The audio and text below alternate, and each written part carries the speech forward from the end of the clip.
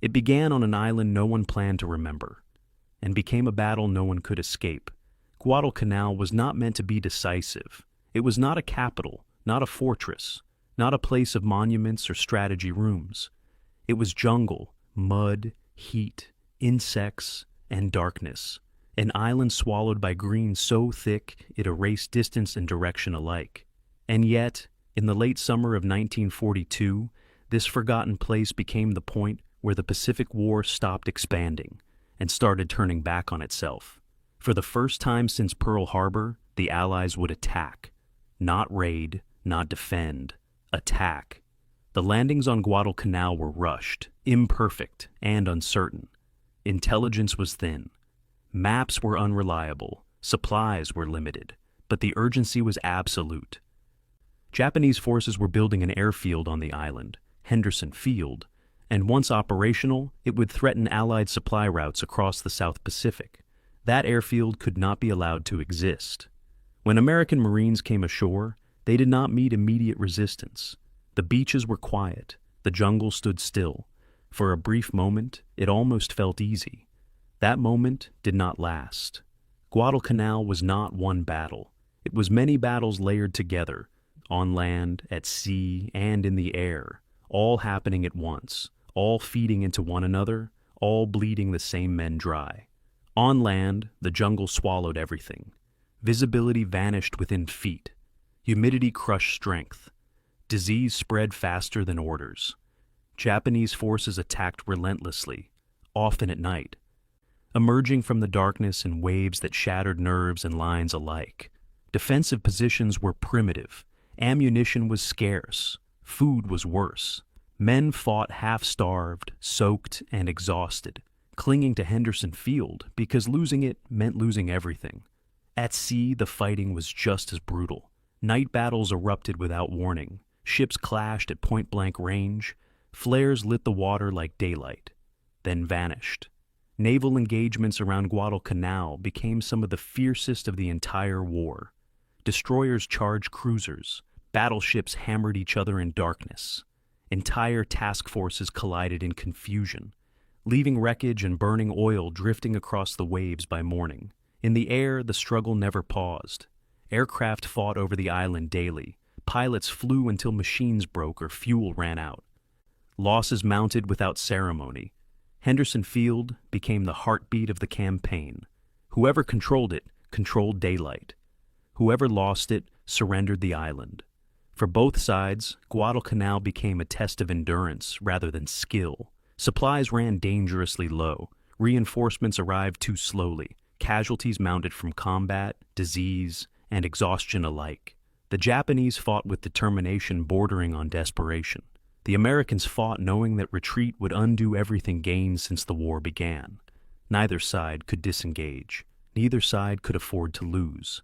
Slowly, painfully, momentum shifted. Japanese supply efforts faltered. Air and naval losses mounted. The cost of holding Guadalcanal became unbearable.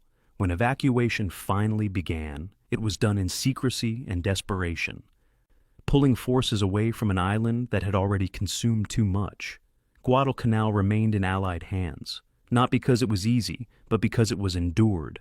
The Battle of Guadalcanal matters because it changed the nature of the Pacific War. It proved the Japanese advance could be stopped. It proved the Allies could hold under sustained pressure. It proved that victory would come not through single blows, but through endurance measured in months of suffering. From Guadalcanal onward, the Pacific War became a war of attrition, island by island, night by night, at terrible human cost. Tonight, we return to that jungle island, to the nights filled with gunfire and silence, to the airfield that decided daylight itself, to Guadalcanal, where the war stopped moving outward and began grinding back. And before we continue, if you're still here, listening quietly, if these long cinematic journeys into history help you slow down, clear your mind, or step away from the noise of the day, then I hope you'll consider subscribing. When you subscribe, you're not just supporting a channel, you're helping keep this immersive storytelling alive. If this space gives you perspective, calm, or simply somewhere steady to sit with history, then stay with me. Settle in. This is the history of the Battle of Guadalcanal, July 15th, 1942. Through the humid jungle canopy of Guadalcanal, Australian coastwatcher Martin Clemens crouched on a ridge overlooking a coastal plain he'd traversed 1,000 times before. The island stretched 90 miles long and 25 miles wide, 2,500 square miles of mosquito-infested jungle, malarial swamps, and volcanic mountains that the world had ignored for centuries. But on this morning, something had changed. Through his binoculars, Clemens watched Japanese construction crews swarming across the Lunga Plain like ants on sugar, their machinery carving a long scar through the kunai grass. They were building an airfield. In that moment, an island nobody wanted became an island everyone would die for. Clemens clicked his teleradio transmitter 3 times, sending a coded message that would reach Allied intelligence within hours. The war had just found its fulcrum point, though neither side yet understood what they'd discovered. 6 months earlier, the Japanese had seemed unstoppable. Pearl Harbor lay in ruins. Singapore had fallen, the Philippines were collapsing, and the rising sun flag flew from Burma to the mid-Pacific.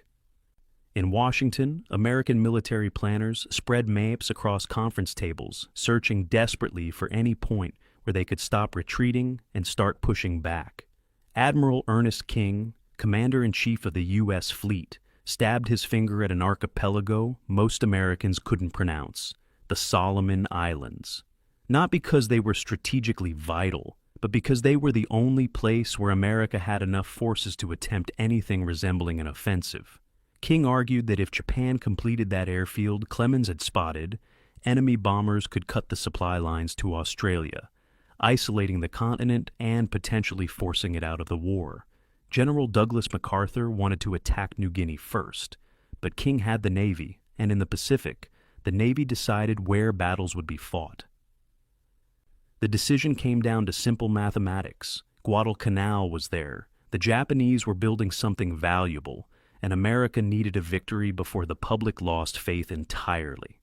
The Japanese saw Guadalcanal differently, as a minor construction project in a backwater they'd already conquered. The 11th and 13th construction units arrived in June 1942 with 2,571 Korean and Japanese laborers, plus 259 troops to guard them.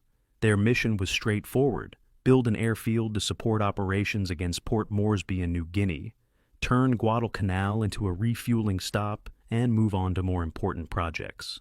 The island itself seemed worthless, too hot, too wet, too diseased to be anything but a temporary way station. The construction commander, Captain Monzen, selected the Lunga Plain because it was one of the few flat areas on the entire island, a natural clearing that required minimal jungle removal. His engineers surveyed the site and calculated they could have a functional runway within 8 weeks. No one expected resistance. No one planned for a prolonged stay. Guadalcanal was supposed to be a footnote, not a graveyard, but the coast watchers changed everything. These men, Australian, British, and New Zealand civilians scattered across 800 miles of Pacific islands, had volunteered to stay behind enemy lines after Japan's initial advance, hiding in the jungle with teleradios that could reach Allied headquarters. They were planters, colonial officials, traders who knew the terrain and could move through it invisibly. Martin Clemens commanded the Guadalcanal post, a former district officer who'd transformed his administrative knowledge into military intelligence. When he reported the airfield construction, Allied planners suddenly saw what the Japanese had missed. Whoever controlled that runway would control the southern Solomon Islands, and whoever controlled the Solomons could threaten supply routes in every direction. The strategic situation crystallized with brutal clarity. If Japan finished the airfield, they'd advance their bomber radius by 500 miles. If America captured it, they'd have a base to begin the long road back across the Pacific. The race was on, though the Japanese didn't know they were racing. Operation Watchtower received its authorization on July 2, 1942, 28 days before the invasion would launch. In typical Pacific operations, planning took 4 to 6 months. The Americans would have 4 weeks. Major General Alexander Vandegrift, commanding the 1st Marine Division, learned he'd be leading the assault while his units were scattered across the South Pacific in various stages of training. Some battalions hadn't even finished basic infantry instruction. Equipment was short, everything from landing craft to ammunition. Intelligence was almost non-existent. The maps Vandegrift received showed blank spaces labeled dense jungle, with no information about terrain, water sources, or enemy positions. His staff calculated they'd need 3 months to prepare adequately. They'd get 28 days. The whole operation had the desperate improvisation of men who knew they were probably sending troops into a disaster, but couldn't afford to wait for perfect conditions. The Japanese remained oblivious. Their intelligence apparatus, which had performed brilliantly during the war's opening months, failed completely to detect the American buildup. Reconnaissance flights spotted Allied ships gathering at ports in New Zealand and Australia, but Japanese analysts dismissed them as defensive preparations. The idea that America could mount an offensive operation within 8 months of Pearl Harbor seemed preposterous. Japanese strategic doctrine assumed Americans were soft, materialistic, unwilling to endure hardship, a people who would negotiate peace after a few defeats rather than fight a protracted war. This fundamental misreading of American character would cost Japan everything, but in July 1942, it seemed like reasonable analysis.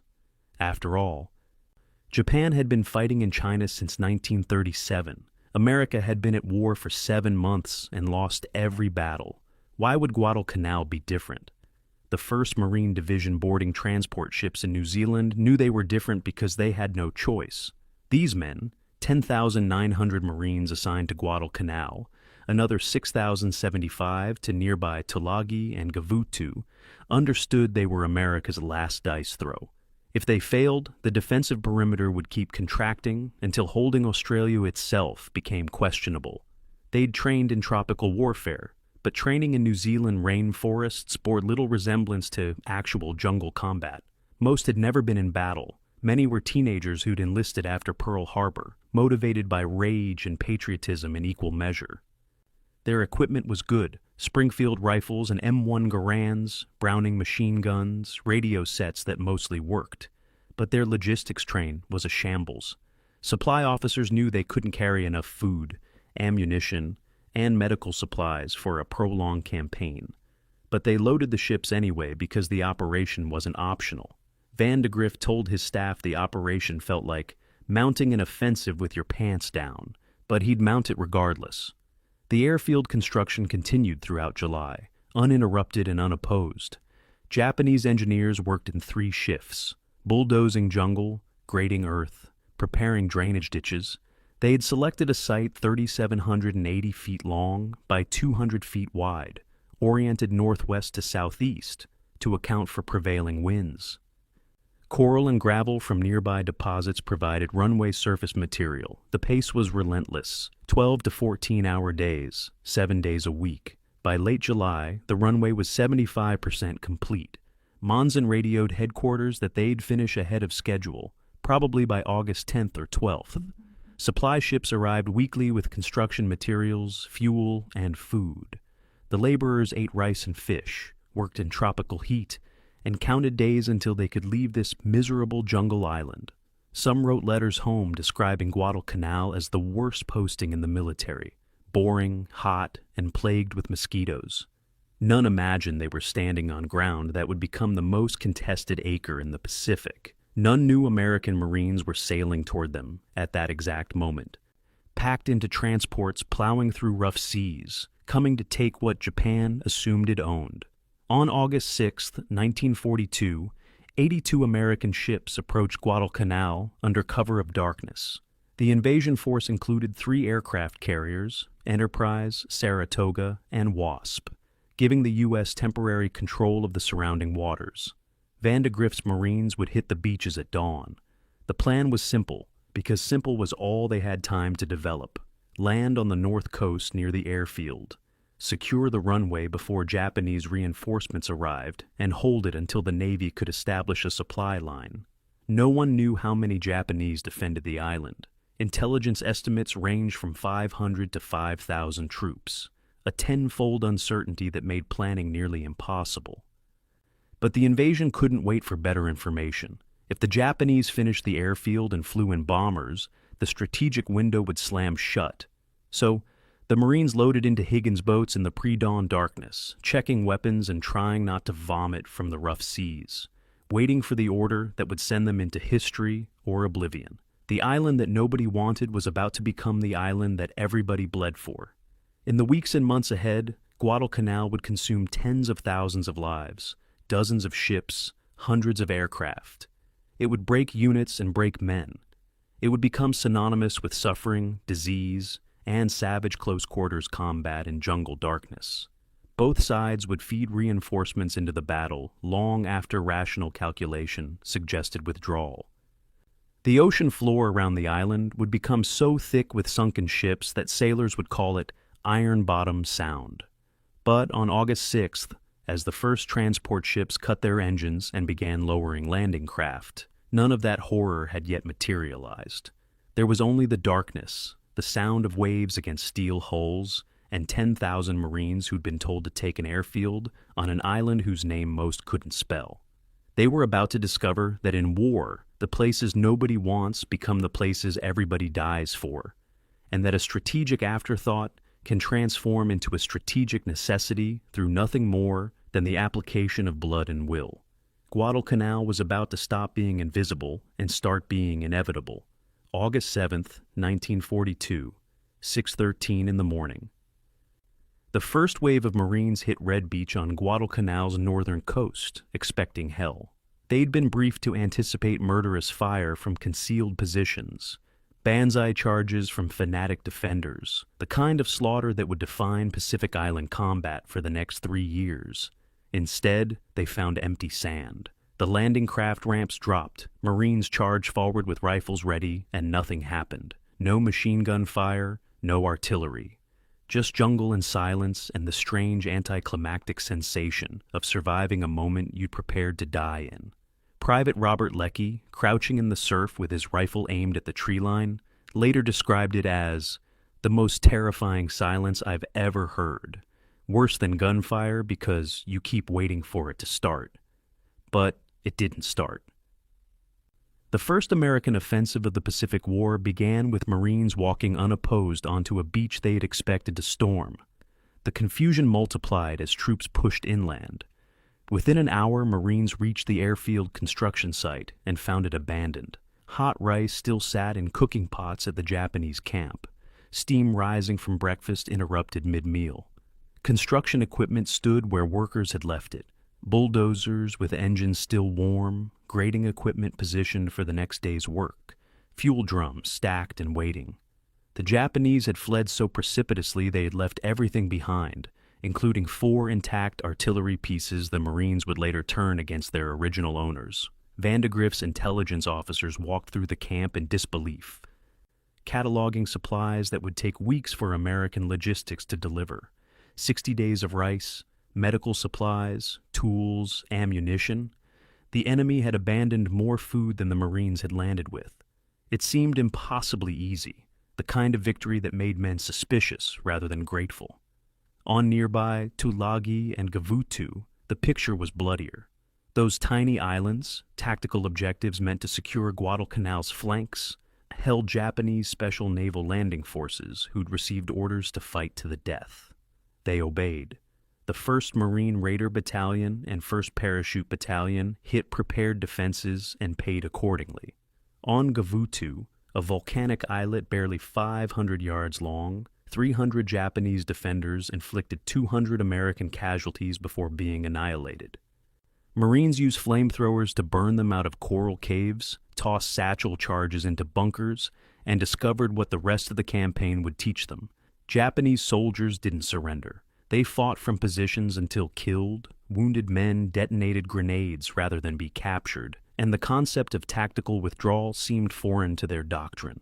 It was savage, intimate killing, at ranges measured in feet, and it provided a grim preview of what Guadalcanal would become once the Japanese recovered from their surprise. Back on Guadalcanal, Marines spent August 7th and 8th consolidating their beachhead and examining their prize. The airfield was 75% complete, a 3,780-foot runway that needed only drainage work and surface grading to become operational. Engineers immediately set to finishing what the Japanese had started. The defensive perimeter expanded to roughly 12 miles in circumference, encompassing the airfield and enough jungle to provide a buffer against artillery. But on August 9th, everything changed. Admiral Frank Fletcher, commanding the carrier task force providing air cover, announced he was withdrawing. His carriers had been under air attack for 2 days, and he feared losing them to Japanese bombers flying from Rabaul 600 miles north. Over Vandegrift's protests, Fletcher pulled his flat tops back, taking the Marines' air umbrella with them. That night, Japanese cruisers crept down from Rabaul and caught American and Australian cruisers in what became known as the Battle of Savo Island. The naval engagement lasted 32 minutes and destroyed 4 Allied cruisers, Astoria, Quincy, Vincennes, and the Australian Canberra.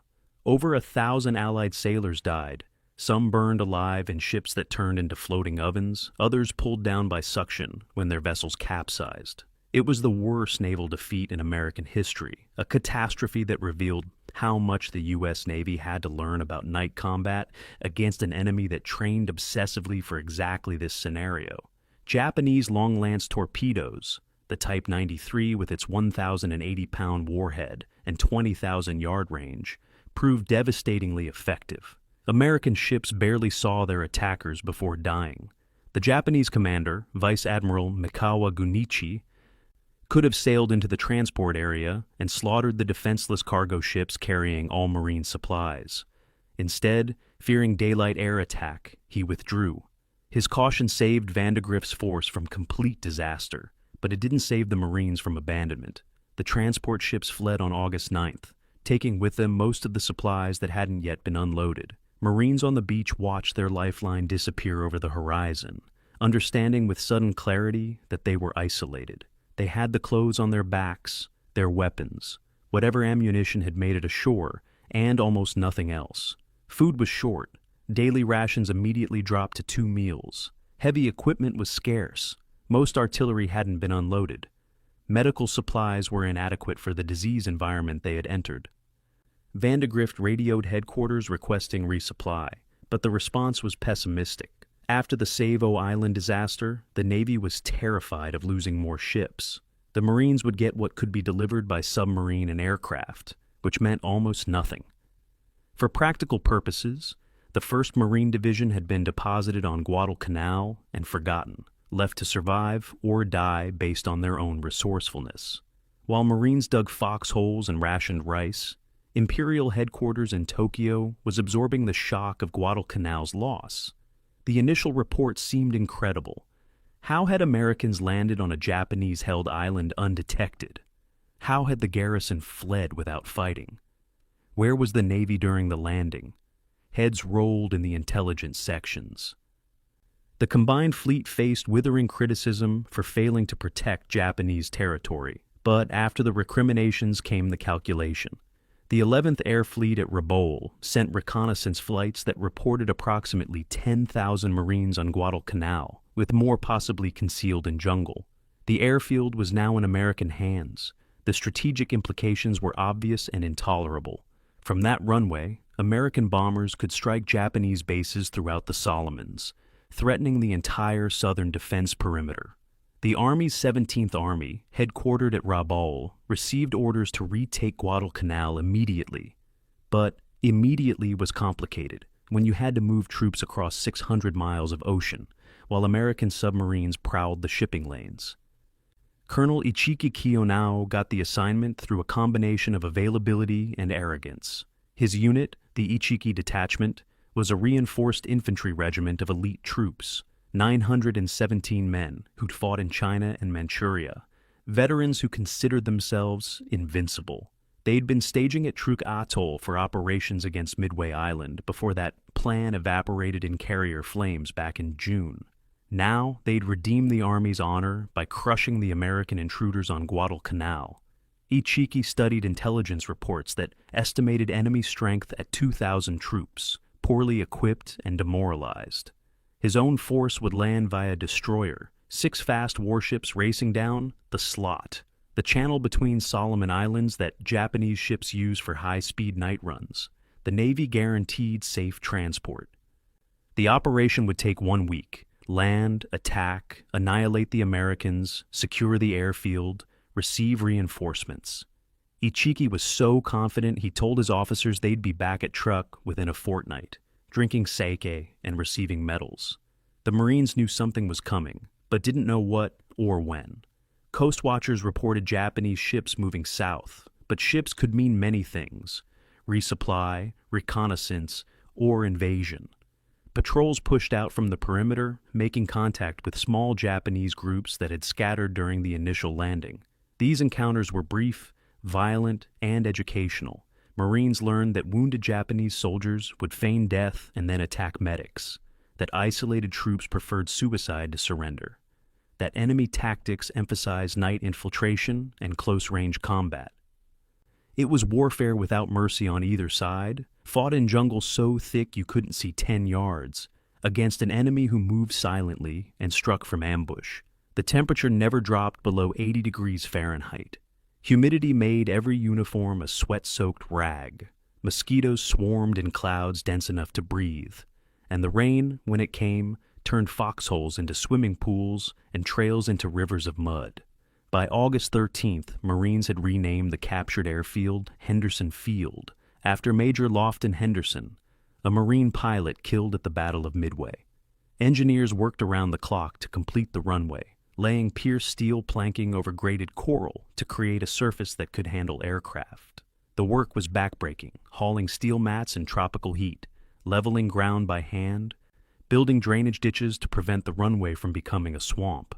But they finished on August 20th, and that same day, 19 F-4F Wildcat fighters and 12 SBD Dauntless dive bombers flew in from the carrier Long Island, landing on a runway that was still being improved as they touched down. The Cactus Air Force, named after the operation's code word, was born. From that moment forward, Guadalcanal had air power, which meant it had a chance. The Japanese could no longer operate around the island with impunity during daylight. The balance had shifted, though neither side yet understood how decisively. On that same night, August 20th, Colonel Ichiki's troops were landing 22 miles east of Henderson Field, preparing to attack an enemy they'd been taught to despise. The 72-hour war was about to become a 6-month siege, and the opening battle would teach both sides that nothing about this campaign would go according to plan.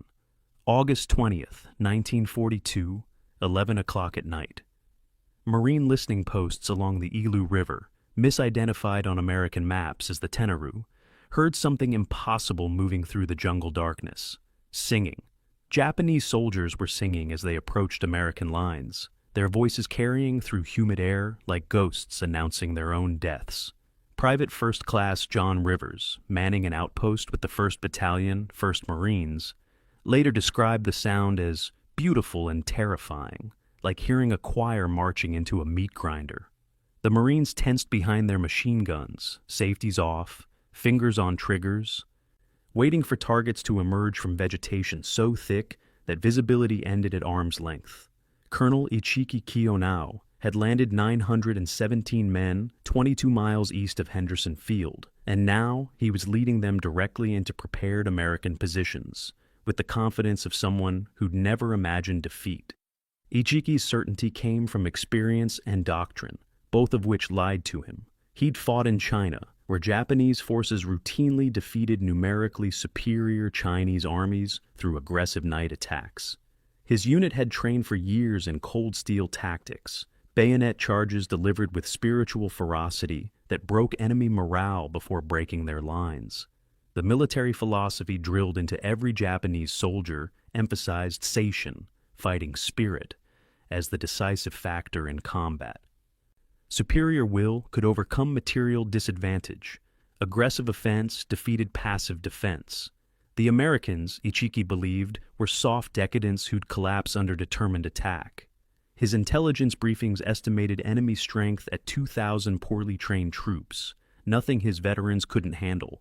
What Ichiki couldn't know because Japanese reconnaissance had failed completely, was that 11,000 Marines occupied the Guadalcanal perimeter, and they'd spent 2 weeks preparing defensive positions specifically designed to kill attacking infantry. The 1st Battalion, 1st Marines, commanded by Lieutenant Colonel Leonard Cresswell, held 2,200 yards of perimeter along the river. They'd dug fighting positions 3 to 4 feet deep, positioned machine guns to create interlocking fields of fire, strung barbed wire across likely approaches, and zeroed in their weapons during daylight to ensure accuracy at night. The Marines had 30 caliber machine guns every 20 yards, heavier 50 caliber guns at key points, 37 millimeter anti-tank guns loaded with canister shot, essentially giant shotguns that could cut down multiple men with each round. They'd learned from Marine raiders who'd fought on Tulagi that Japanese attacks came in waves, that the enemy favored infiltration followed by mass assault, and that stopping them required creating kill zones with no cover. The defensive line wasn't improvised. It was engineered specifically to maximize Japanese casualties.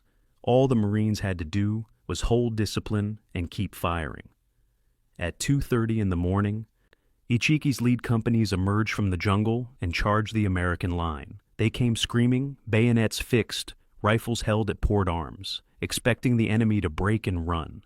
Instead, they ran into machine gun fire so dense that multiple bullets hit single soldiers before they fell. The sound was continuous, a roaring mechanical violence that drowned out everything else. Tracers lit the night in streaks of red and orange. Marines fired until their barrels glowed, swapped out overheated weapons, and kept firing. Japanese soldiers fell in windows. Rows of dead and dying men cut down mid-stride, their momentum carrying them forward, even as bullets tore through flesh. The first wave collapsed within minutes, bodies piling up on the sandbar where the river met the ocean. But Ichiki ordered another wave, and another, each one charging into the same interlocking fire that had destroyed their predecessors. Private First Class Al Schmid, manning a machine gun position with Corporal Leroy Diamond, fired continuously for over 3 hours. They went through box after box of ammunition. The guns so hot, it cooked off rounds when they tried to reload. Japanese infantry pressed within grenade range, throwing Type 97 grenades that burst in showers of fragments. One grenade exploded near Schmid's face, filling his eyes with shrapnel and blinding him. Diamond continued feeding ammunition, while Schmid fired by feel, traversing the gun by sound, unable to see but determined to keep shooting. They held their position until dawn, killing an estimated 200 Japanese soldiers from a single machine gun emplacement. Later, Marine commanders would use Schmid and Diamond's stand as a textbook example of disciplined defensive fire, but in the moment, it was just 2 men refusing to die and taking everyone they could with them. As darkness gave way to gray pre-dawn light, the scale of the disaster became visible. The sandbar where Ichiki had concentrated his attack was carpeted with bodies. 770 Japanese soldiers dead in an area the size of a football field. Marines walking the battlefield at sunrise described it as apocalyptic. Some bodies were so riddled with bullets they'd been nearly cut in half. Others lay in neat rows where machine gun fire had swept them. The smell was already overwhelming. Blood, evacuated bowels, gunpowder, and tropical heat beginning to accelerate decomposition. American casualties were 44 killed and 71 wounded, a lopsided ratio that seemed almost obscene. But the numbers reflected a fundamental reality. Attackers crossing open ground against prepared positions with interlocking machine gun fire don't just lose, they get annihilated. Ichiki burned his regimental colors as the sun rose, following Japanese military tradition that forbade allowing battle standards to fall into enemy hands.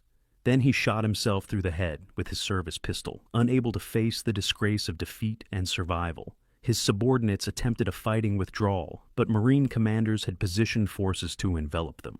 Tanks from the 1st Tank Battalion, M3 Stuart light tanks mounting 37mm guns and multiple machine guns, swept through the remaining Japanese positions, crushing foxholes under their tracks and machine gunning survivors.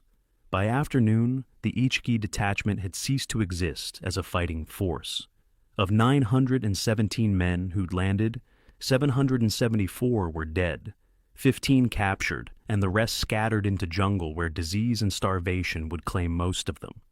It was the first time in the Pacific War that Americans captured Japanese prisoners, and the first time Japanese troops encountered an enemy they couldn't overcome through spiritual superiority. The Marines found diaries and documents on the dead that revealed the depth of Japanese contempt for American fighting ability. One soldier had written, "The Americans are soft and poorly trained. They will run when we attack with spirit." Another predicted, "Victory will take 3 days at most. The enemy has no stomach for combat." These assessments reflected institutional arrogance built on 6 months of unbroken victories from Pearl Harbor to the Philippines. Japanese training emphasized spiritual factors over material ones, teaching that superior morale could defeat superior equipment. The Tenarue River proved otherwise. American industrial firepower, machine guns manufactured by the thousands, ammunition shipped by the ton, had turned spiritual fervor into corpses. But the lesson went largely unlearned in Tokyo, where military commanders dismissed Ichiki's defeat as an aberration caused by reckless leadership rather than systemic flaws in doctrine. American commanders learned different lessons. Vandegrift and his staff studied the battle and concluded that Japanese tactical doctrine was predictable: frontal night attacks, infiltration attempts, refusal to retreat even from untenable positions. If the pattern held, future Japanese attacks could be defeated through prepared defenses and disciplined fire. But they also noted the enemy's willingness to absorb catastrophic casualties without breaking. 15 prisoners from 900 men meant the Japanese would fight until killed. There would be no mass surrenders, no breaking points where enemy units collapsed. Every Japanese soldier on Guadalcanal would have to be killed or starved into submission. That realization transformed the campaign's projected duration from weeks to months, and changed supply calculations from optimistic to desperate. The Tenarue River became Guadalcanal's first major battle and its first clear lesson: confidence without intelligence kills, spirit without firepower dies, and arrogance against prepared positions gets buried in mass graves. Colonel Ichiki had walked into a killing ground convinced of victory, and his soldiers had paid the price for his certainty. But in Tokyo, Imperial headquarters looked at the casualty reports and drew a different conclusion. They didn't see a flawed tactical doctrine that sent men into machine gun fire with nothing but courage. They saw inadequate force allocation. Ichiki had failed because he'd attacked with only 900 men. The solution was obvious: send more. The buildup began immediately. The 35th Infantry Brigade, the Kawaguchi Brigade, and elements of the Sendai Division received orders to proceed to Guadalcanal. Japan was about to commit 30,000 troops to retaking an island they'd originally garrisoned with 259 soldiers. The escalation spiral had begun, and both sides were already trapped in it, unable to walk away from an island that neither had wanted 3 months earlier, but both would now bleed for, until one side had nothing left to give. August 20th, 1942, 4:37 in the afternoon.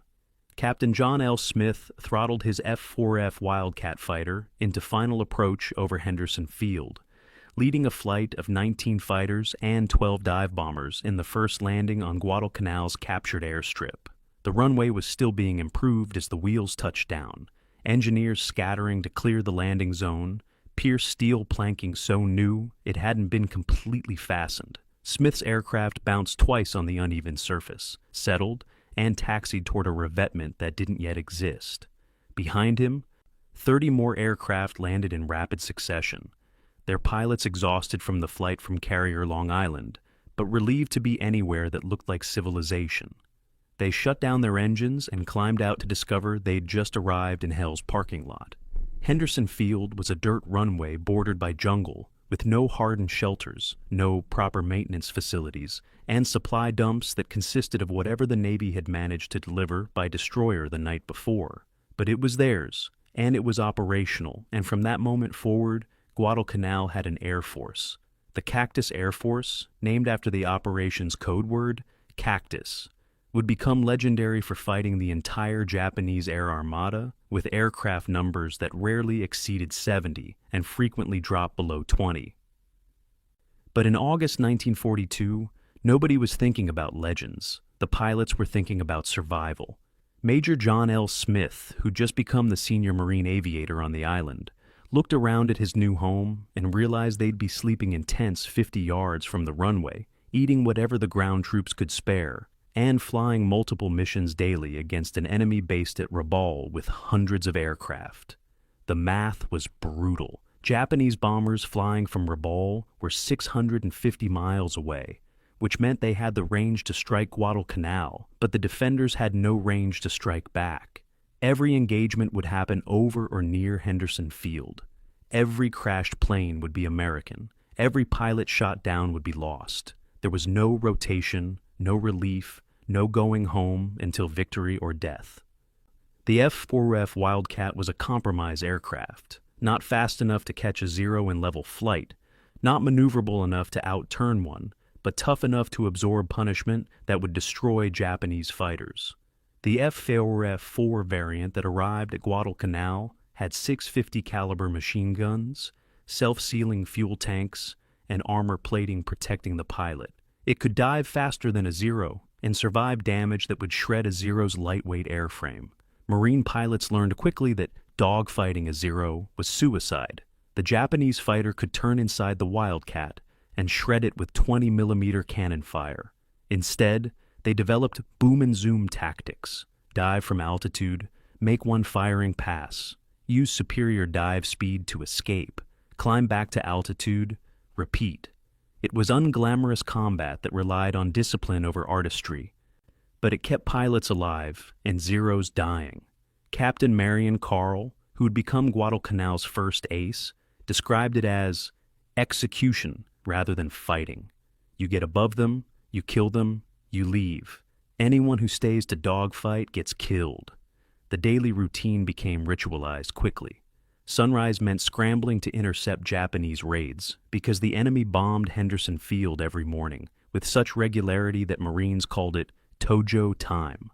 Coast watchers up the chain at Bougainville and Vella La Vella would radio warnings when Japanese formations took off from Rabaul, usually 30 to 60 minutes advance notice. That gave Henderson's defenders just enough time to get fighters airborne and climb to intercept altitude. The battles happened at 15 to 20,000 feet, where the thin air made every maneuver exhausting and altitude meant life or death. Japanese bombers flew in tight formations, 9 or 27 aircraft in precise V patterns, protected by Zero fighters that prowled above them. Marine fighters had to penetrate the escort, attack the bombers, and escape before Zeros could engage. If they succeeded, bombers fell burning into jungle or ocean. If they failed, Marines died. Ground crews worked miracles with nothing. Aviation mechanics learned to cannibalize 3 wrecked aircraft to create one flyable plane, swapping engines, wings, and instruments in jungle heat with improvised tools. Spare parts arrived sporadically, usually whatever a transport plane could carry or a submarine could deliver. The supply situation was desperate enough that mechanics stripped wrecked Japanese aircraft for parts that might fit American planes. Fuel came in 55-gallon drums rolled off barges at night, stored in dispersed dumps to prevent one bombing raid from destroying everything, pumped into aircraft by hand with wobble pumps. Ammunition was rationed. Pilots received specific round counts for each mission and couldn't waste bullets. The maintenance log from August and September 1942 reads like a catalog of improvisation. Engines held together with wire, hydraulic systems jury-rigged from the captured Japanese equipment, radio sets cannibalized to repair other radio sets. But the improvisation worked often enough to matter. By early September, Henderson Field had 71 aircraft operational, 39 fighters, 19 dive bombers, and 13 other types, including Army Air Force P-400 fighters, and even a Navy PBY Catalina flying boat that someone had pressed into service as a night bomber. The number fluctuated wildly. Some days only 15 aircraft could fly. But Japanese planners at Rabaul couldn't ignore Henderson anymore. American dive bombers were sinking supply ships and strafing troop concentrations and bombing Japanese positions with impunity during daylight. The Zeros based at Rabaul could fly combat air patrols over Guadalcanal for only about 30 minutes before needing to return for fuel, not enough time to completely suppress the Cactus Air Force. So, Japan's answer was attrition, bomb Henderson every day, shoot down American planes whenever possible, and eventually the defenders would run out of aircraft and pilots. The attrition worked both ways. Between August 20th and September 30th, the Cactus Air Force lost 15 pilots killed and 35 aircraft destroyed on the ground or shot down in combat, but they claimed 340 Japanese aircraft destroyed, a ratio that Japan couldn't sustain. The critical difference was replacements. When an American pilot was killed, the Navy sent another pilot from the training pipeline. When an American aircraft was destroyed, another aircraft eventually arrived from the factory. When a Japanese pilot was killed, his 1,000 hours of training died with him, and Japan's pilot training programs couldn't replace experienced air crews fast enough. When a Zero was shot down, it might take 6 months to build and deliver a replacement to forward bases. The arithmetic favored America, but the arithmetic was written in the lives of 20-year-old men who climbed into cockpits knowing their odds of survival decreased with every mission. At night, the situation reversed. Japanese destroyers made high-speed runs down the slot, the channel between Solomon Islands, unloading troops and supplies in 15 to 30 minutes before racing back north. These Tokyo Express runs happened so frequently they became routine, a nightly occurrence that Marines dreaded. The destroyers would shell Henderson Field before leaving, firing hundreds of 14-centimeter shells into the airfield area. The bombardments killed Marines sleeping in tents, destroyed parked aircraft, cratered the runway, and made sleep impossible. Marines learned to sleep in foxholes, developed the ability to judge shell caliber by sound, and lived in a state of exhausted terror that never quite ended. The night bombardments meant that even when Henderson wasn't under air attack, it was under artillery attack, and the cumulative effect ground down morale as effectively as combat. Pilots flew until they dropped, then flew again. There was no 8-hour shift, no weekends, no rotation to rear areas. Major Smith flew 42 combat missions in his first month on Guadalcanal. Captain Carl flew 46. Some days they flew 4 or 5 missions. Scramble at dawn to intercept bombers, land and refuel. Scramble again for a second raid. Fly ground attack missions in the afternoon, and finish with evening patrols. Between missions they sat in ready tents, playing cards, writing letters they might never mail, trying not to think about friends who died that morning. The physical toll was visible. Men lost 20 to 30 pounds from the combination of inadequate food, tropical disease, and sheer exhaustion. Malaria infected 70% of the pilots. Dysentery was universal. Some pilots flew combat missions while running fevers over 100 degrees Fahrenheit, because there was nobody to replace them. But they held. Through August, September, and into October, the Cactus Air Force maintained enough operational aircraft to contest Japanese air superiority. Henderson Field absorbed bombs, rebuilt runways, buried dead mechanics, and kept launching fighters. The Japanese never managed to suppress it completely, never achieved the air dominance they needed to land reinforcements safely during daylight. That failure, the inability to destroy a dirt airstrip defended by 70 or fewer aircraft, would ultimately doom Japan's Guadalcanal campaign. Because as long as Henderson remained operational, Japanese supply ships couldn't operate during daylight without risking destruction, and trying to supply 30,000 troops by destroyer runs at night was logistically impossible. The Cactus Air Force didn't win Guadalcanal by themselves, but they created the conditions that made victory possible. A handful of pilots in obsolete aircraft, flying from a dirt runway in the jungle, somehow contested control of the sky against a numerically superior enemy. In doing so, they demonstrated that wars aren't won by the side with the best equipment or the most troops. They're won by the side that can keep showing up, keep fighting, keep refusing to quit, even when quitting makes rational sense. Henderson Field became a symbol of that refusal, a place where every sunrise meant another day of combat, and every sunset meant you'd lived long enough to do it again tomorrow. September 12th, 1942, 7:30 in the evening. Lieutenant Colonel Merritt Red Mike Edson walked the ridgeline south of Henderson Field with his battalion commanders, studying terrain with the intensity of a man who knew death was coming and wanted to meet it on his terms. The ridge ran roughly north-south, a narrow spine of high ground covered in kunai grass that overlooked the airfield 1,000 yards away. It was obvious terrain. If you wanted to attack Henderson from the south, you'd use this ridge as your approach because it provided covered advancement through jungle right up to the defensive perimeter. Edson had 840 Marines holding the position, his own 1st Raider Battalion plus the 1st Parachute Battalion, both under strength from disease and previous fighting. He told his officers, "They're coming tonight, and they're coming right here."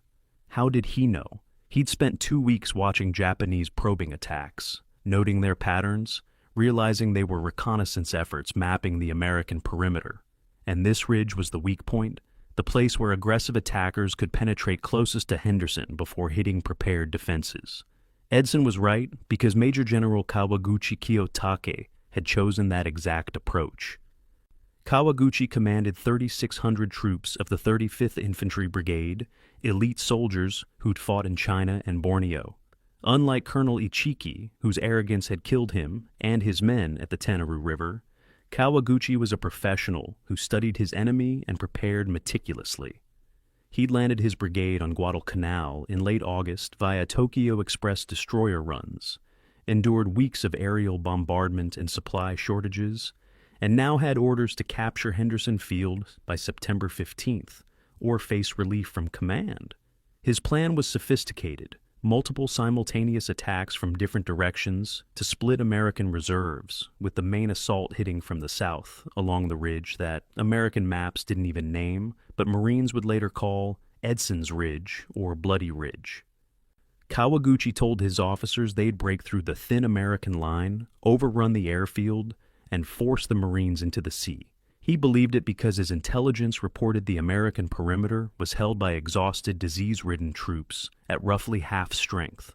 The Japanese artillery bombardment began at nightfall. Shells from 75mm mountain guns and 150mm howitzers, the guns Marines called Pistol Pete, crashed into the Marine positions with methodical accuracy. The bombardment lasted 90 minutes, 1,500 shells churning the ridge into a moonscape of craters and shredded vegetation. Marines huddled in foxholes, counting seconds between impacts, waiting for the moment when the shelling would stop and the infantry assault would begin. That silence, when it came, was worse than the explosions, because silence meant the attackers were moving, and you couldn't see them in the jungle darkness, couldn't hear them over the ringing in your ears from artillery. Couldn't do anything but wait with your rifle aimed at shadows that might be enemy soldiers or might be palm fronds moving in the wind. At 2:30 in the morning, the Japanese emerged. They came in waves, platoons and companies moving through jungle in disciplined rushes, using grenades and small arms fire to suppress Marine positions, advancing through gaps in the defensive line. The first wave hit Company B of the Raiders, pushing them back 50 yards before Marines rallied and held. But the second wave was larger, maybe 600 men, and they punched through the center of Edson's line, creating a salient that threatened to split the defense in half. Marines fell back in disorder, some units breaking entirely, soldiers stumbling through darkness, trying to find friendly positions. The Japanese advance penetrated to within 1,500 feet of Henderson Field, close enough that men on the airstrip could hear the combat, see muzzle flashes lighting the jungle. If Kawaguchi's troops broke through the next defensive line, there was nothing between them and the airfield but service troops and aviation mechanics. Edson was everywhere, running between positions, personally rallying broken units, showing himself in the most dangerous spots because his men needed to see someone refusing to panic. He found paratroopers who had been pushed off the ridge and were preparing to retreat further. He stopped them with words that became legendary. "The only thing those bastards have that you haven't got is guts." It worked because Edson backed it up. He stayed with them, repositioned them, and led them back toward the sound of gunfire. Artillery forward observer Captain Harry Torgerson called in fire missions that bracketed American positions so closely that Marines felt shrapnel from their own shells. But the 5-inch artillery rounds from Marine guns broke up Japanese assault formations, killing attackers before they could concentrate for another push.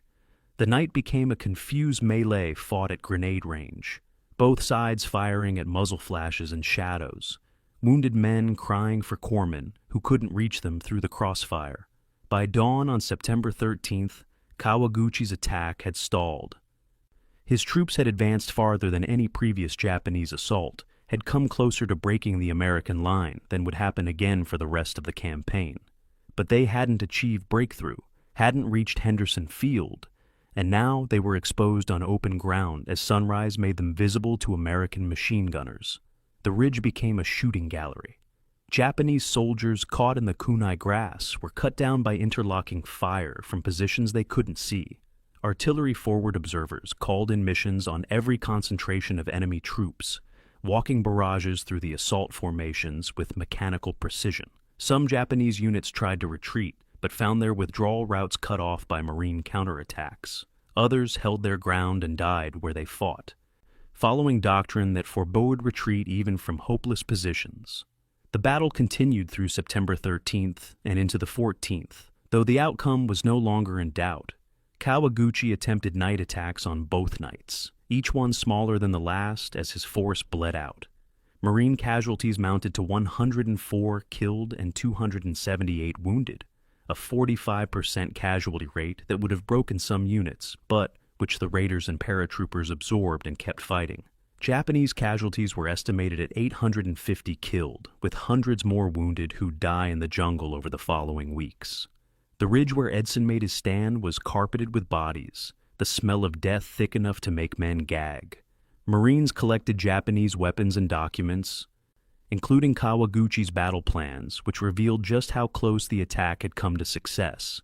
The strategic consequences rippled outward. In Tokyo, Imperial headquarters relieved Kawaguchi of command for failing to capture Henderson Field, though privately his superiors knew he'd come terrifyingly close. The Sendai Division, 17,000 troops strong, received orders to deploy to Guadalcanal for a larger offensive in October.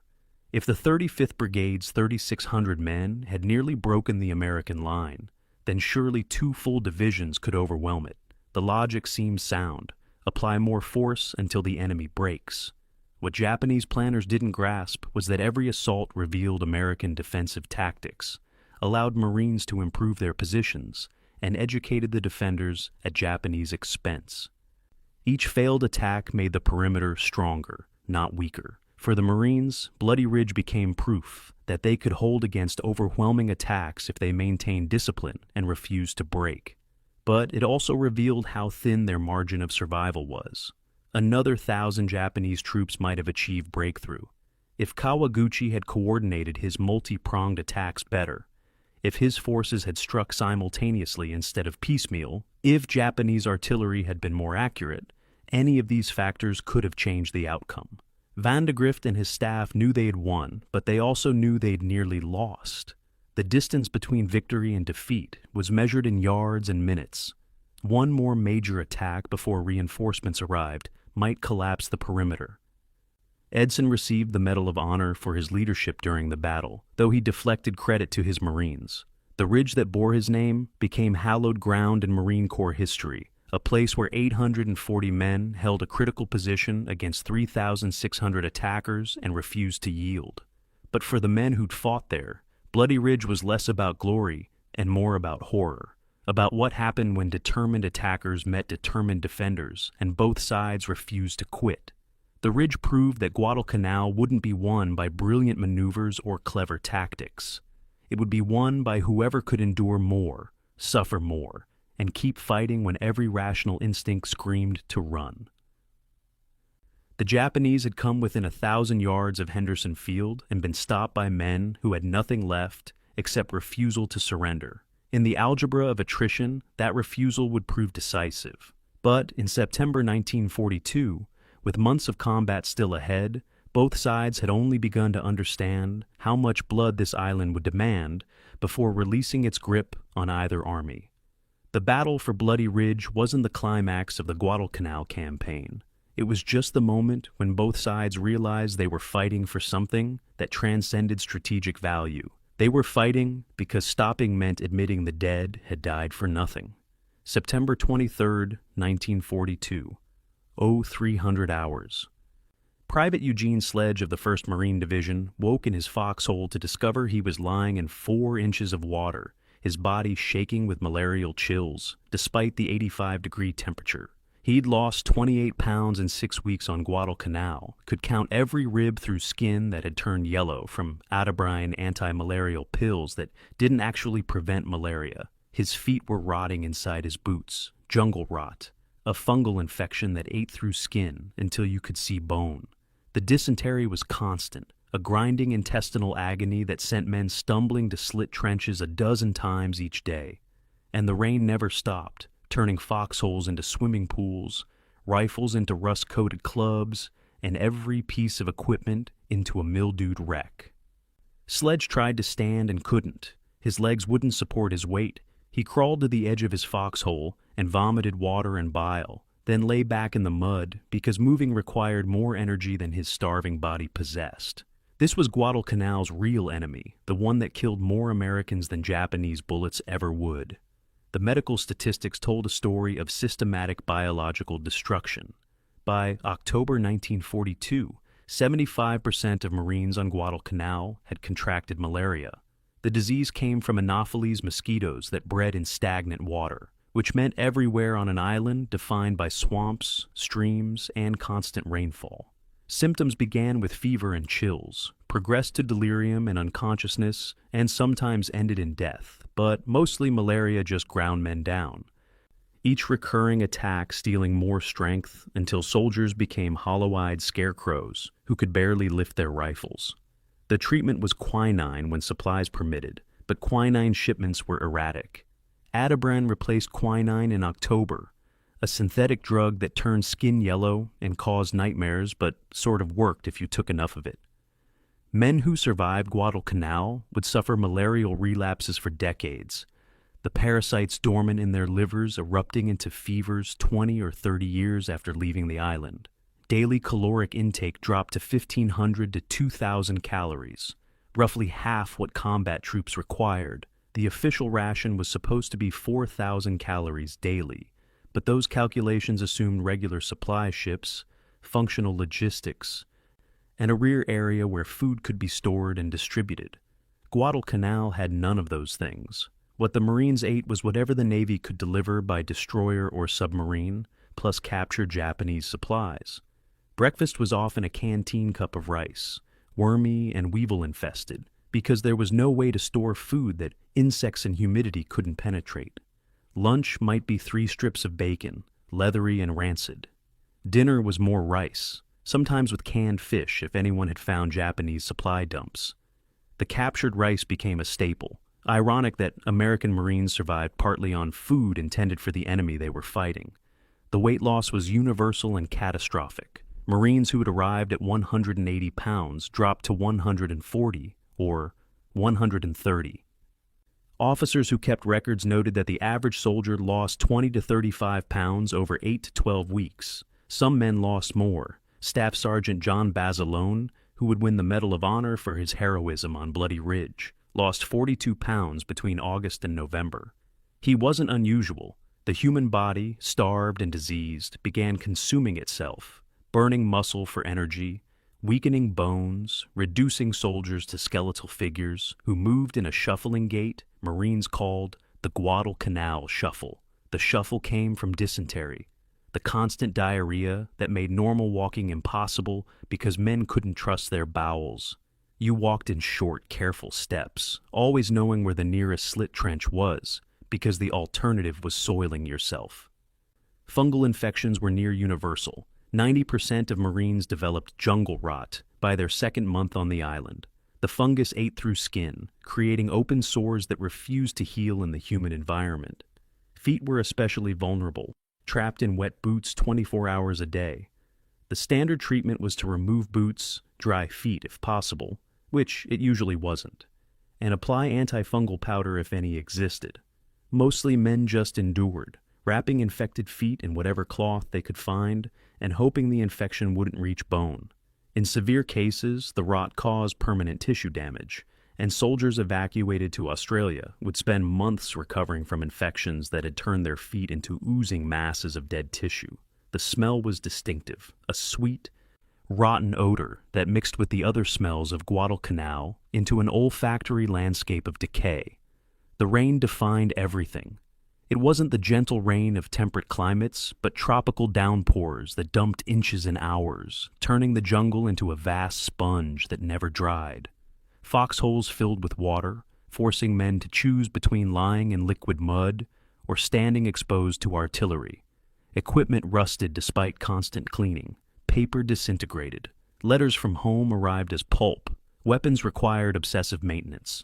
Marines learned to disassemble rifles daily, clean every part, oil them with whatever lubricant existed, and hope the mechanisms would function when needed. But rust was inevitable, and even well-maintained weapons sometimes jammed from moisture and corrosion.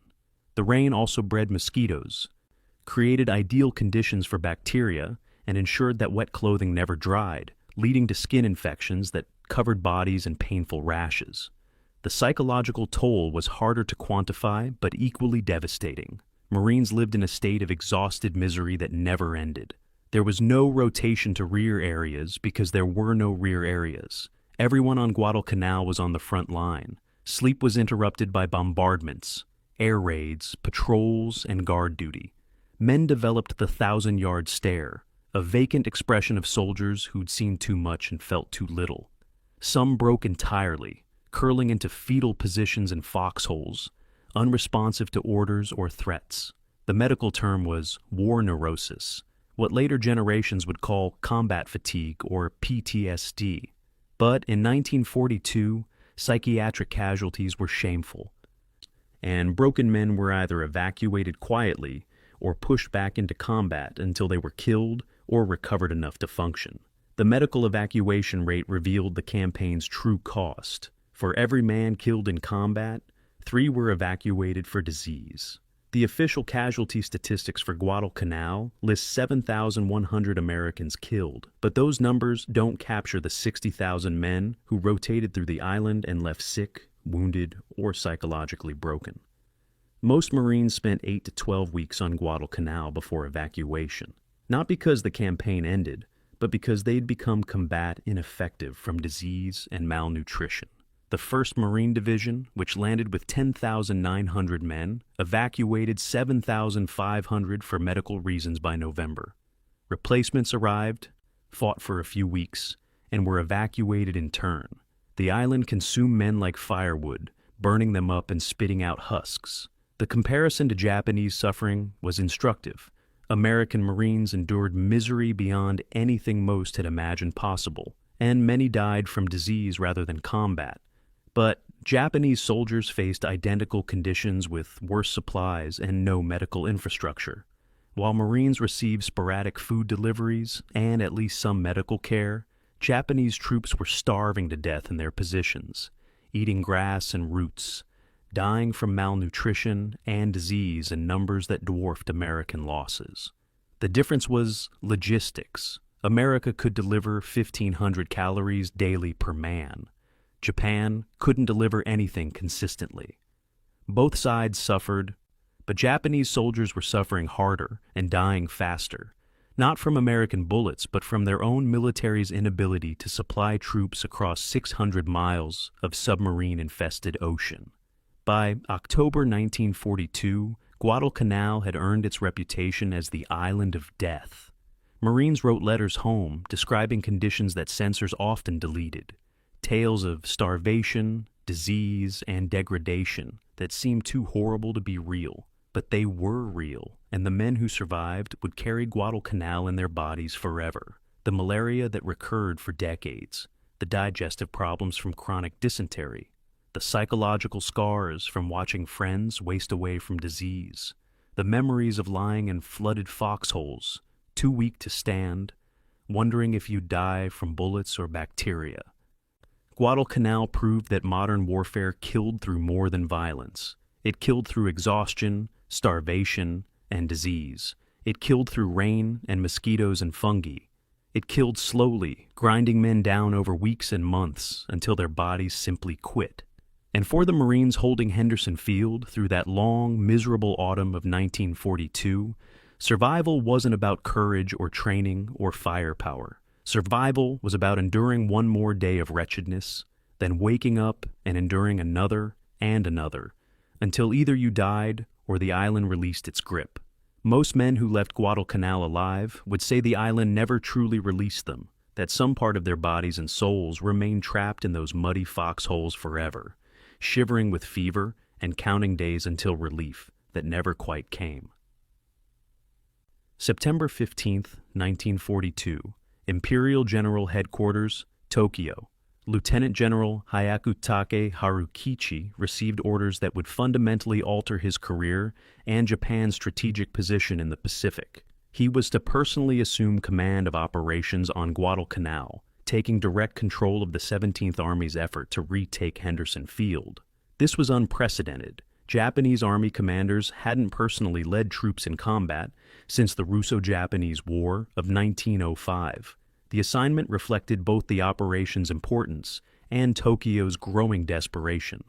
2 attempts to retake Guadalcanal had failed catastrophically, costing nearly 5,000 troops. The October offensive would be different. Hyakutake would command 30,000 soldiers, coordinate simultaneous land and naval attacks, and crush the American defenders through overwhelming force. The plan was audacious, complex, and built on intelligence that fundamentally misunderstood American strength. But Hyakutake had his orders, and in the Imperial Japanese Army, orders were absolute, even when they promised disaster.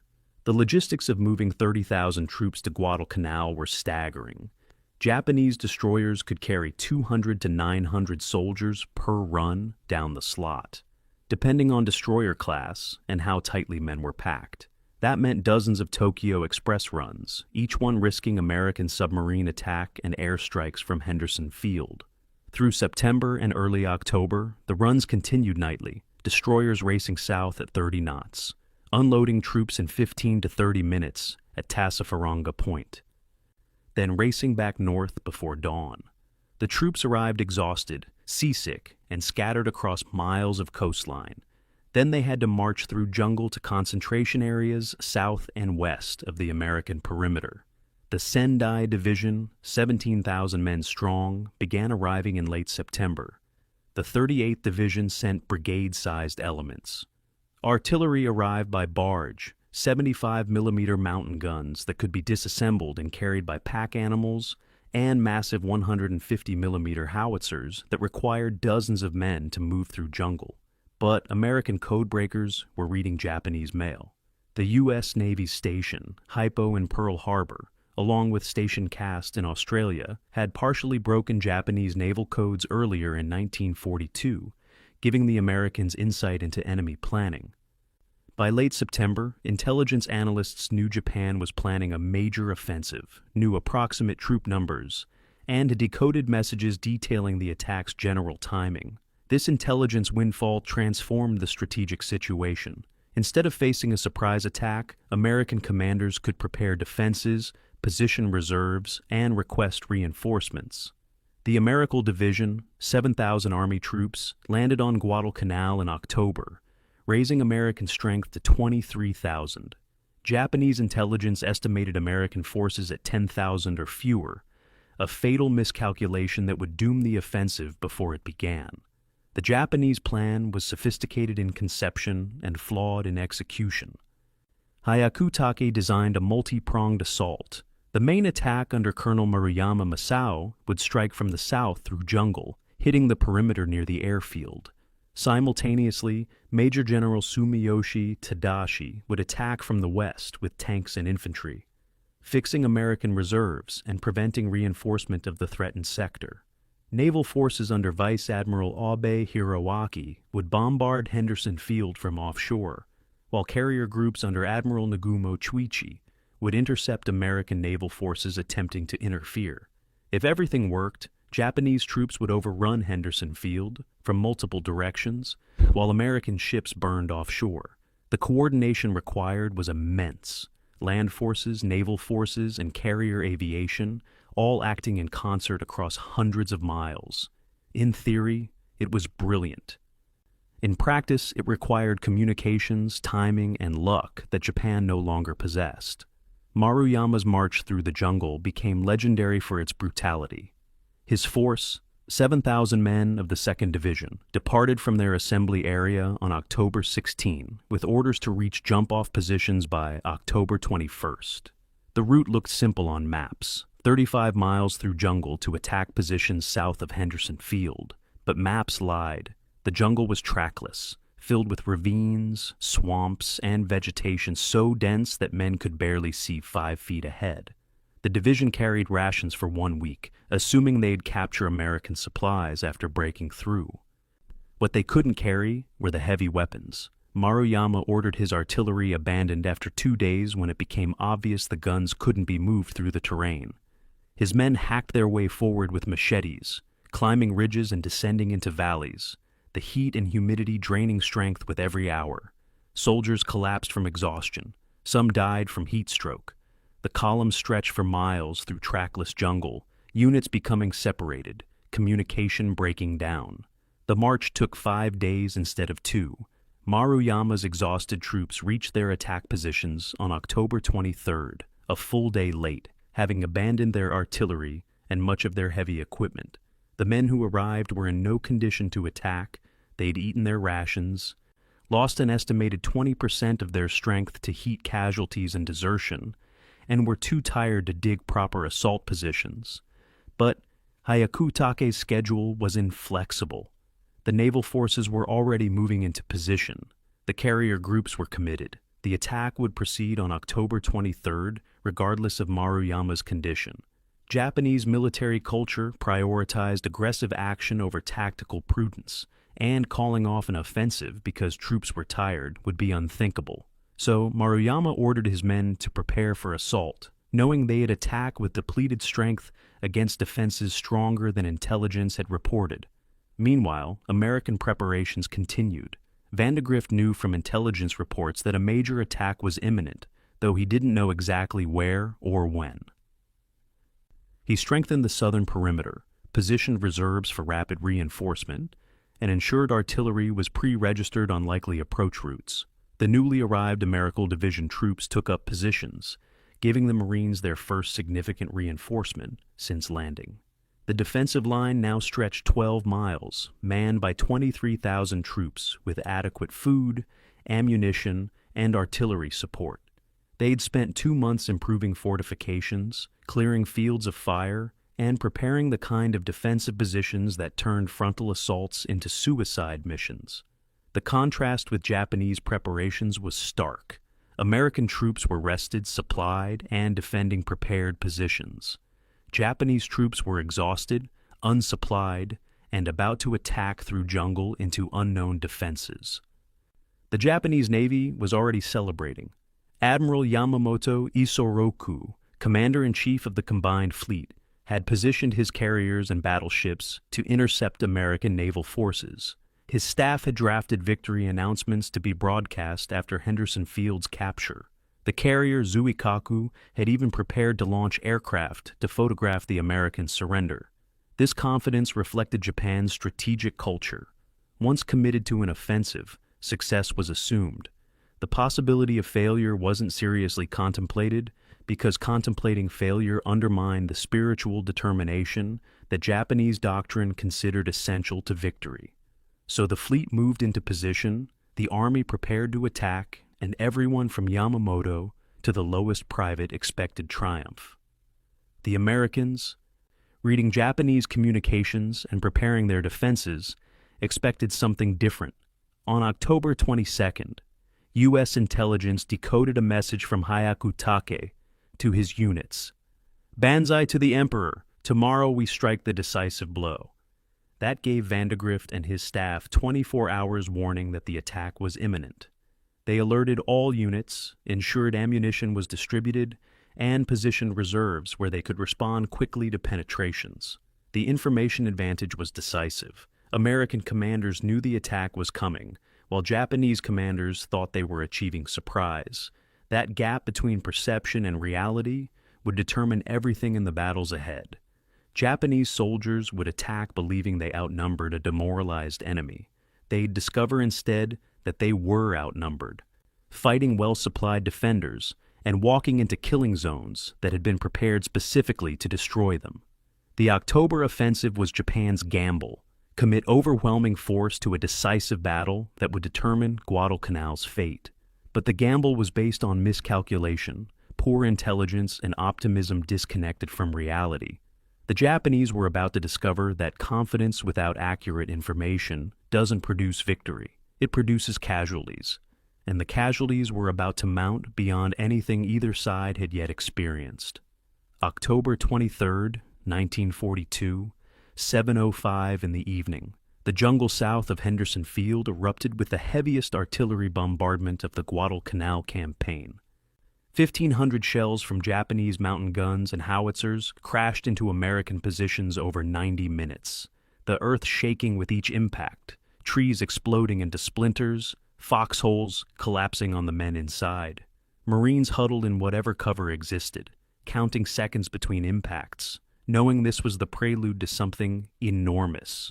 Staff Sergeant Mitchell Page, manning a machine gun position with the 2nd Battalion, 7th Marines, checked his ammunition supply and waited. His sector had been quiet for weeks. He'd never fired his weapon in combat. That was about to change. At 8:30, the barrage stopped. The silence was absolute for perhaps 10 seconds. Then the jungle exploded with screaming Japanese infantry. Hundreds of men emerging from vegetation, bayonets fixed, charging toward American lines. The October offensive had begun, and for the next 72 hours, the fate of Guadalcanal would balance on whether thin defensive lines could hold against human waves that seemed endless. The Japanese attack hit the wrong place. Maruyama had planned to strike a gap between Marine units, exploiting a weak point in the perimeter. Instead, his exhausted troops, blundering through darkness after their brutal jungle march, emerged directly in front of the 1st Battalion, 7th Marines, under Lieutenant Colonel Louis Chesty Puller. This was the worst possible luck. Puller's battalion was fresh, well-supplied, and positioned in carefully prepared defenses. They'd spent 2 weeks clearing fields of fire, positioning machine guns for interlocking coverage, and pre-registering mortar and artillery targets. When Japanese infantry emerged from the jungle, they walked into a kill zone engineered specifically to destroy attacking formations. The result was mechanical slaughter. Machine guns opened fire at 100 yards, cutting down the first wave before they had advanced 50 feet. The Japanese came again, climbing over bodies, and died in the same killing zone. And again. And again. Sergeant John Basilone became the face of the American defense. He'd already won fame for his actions on Bloody Ridge in September, but the October battle would make him legendary. Basilone commanded 2 machine gun sections in Puller's line, positioned where the Japanese assault concentrated. For 3 days, he and his crews fired continuously, their barrels overheating so badly the metal glowed red in darkness. When his assistant gunners were killed, Basilone manned both guns himself, traversing between them, firing until ammunition ran out, then sprinting through Japanese fire to retrieve more ammunition from supply points. He fired an estimated 12,500 rounds over 2 days, enough to destroy multiple gun barrels. When one gun jammed, he cleared it under fire. When Japanese infantry penetrated to within grenade range of his position, he killed them with pistol and machete. He held his sector for 3 days without retreating a foot, and the ground in front of his position was so thick with Japanese bodies that burial details needed a bulldozer to clear them. But the critical failure was Japanese coordination. Maruyama's main attack hit the perimeter at midnight on October 24th. Sumiyoshi's diversionary attack from the west was supposed to strike simultaneously, dividing American attention and reserves. Instead, Sumiyoshi attacked 24 hours early on October 23rd, giving Vandegrift's staff time to recognize it as a diversion and keep reserves positioned for the main attack. When Maruyama finally struck, American commanders knew where to send reinforcements. The coordination collapse continued throughout the battle. Different Japanese units attacked hours apart instead of simultaneously, allowing Americans to shift forces from quiet sectors to threatened ones. Artillery support was minimal because Maruyama had abandoned his heavy guns during the Jungle March. Naval bombardment came sporadically, uncoordinated with ground assaults. The Japanese plan had required precise timing across multiple commands. Instead, it fractured into isolated attacks that American defenders defeated piecemeal. The fighting was savage and personal. Japanese doctrine emphasized night infiltration and close-quarters combat, forcing battles at ranges where American firepower advantages diminished. In darkness, with visibility measured in feet, combat became a primal struggle with grenades, bayonets, and fists. Marines described hearing Japanese soldiers moving through jungle, calling to each other, then feeling impacts as bodies collided in darkness. You couldn't see who you were fighting, just shoot at sounds and movement. Corpsmen working in forward positions treated wounded men while Japanese soldiers prowled meters away. Casualties from both sides lay intermingled in no man's land between the lines, some calling for help in languages their enemies couldn't understand. Dawn revealed scenes of horror, bodies piled 3 and 4 deep, wounded men who died during the night, Americans and Japanese lying side by side in death. The October 24th attack continued through the night and into October 25th, though its momentum was broken. Maruyama threw his remaining forces forward in desperate attempts to achieve breakthrough, but organized assault had degraded into uncoordinated rushes by a company and platoon-sized units. Each attack was stopped by machine gun fire, artillery barrages, or infantry counterattacks. By October 26th, Maruyama's forces were shattered. He'd lost approximately 3,500 men killed, half his attacking force, and achieved nothing except proving American defenses were stronger than Japanese intelligence had reported. The survivors were too exhausted and depleted to continue attacking. Maruyama radioed Hyakutake requesting permission to withdraw. The request was denied. Japanese doctrine forbade retreat from offensive operations, but doctrine couldn't conjure replacement troops, and by October 27th, the offensive had simply collapsed from attrition. American casualties were remarkably light given the battle's intensity: 86 killed, 192 wounded over 3 days of continuous combat. The disparity reflected the defenders' advantage: prepared positions, interlocking fields of fire, artillery support, and fighting from behind cover against enemies advancing through open ground. But the numbers also reflected something more significant: the professionalization of the American military over 2 months of combat.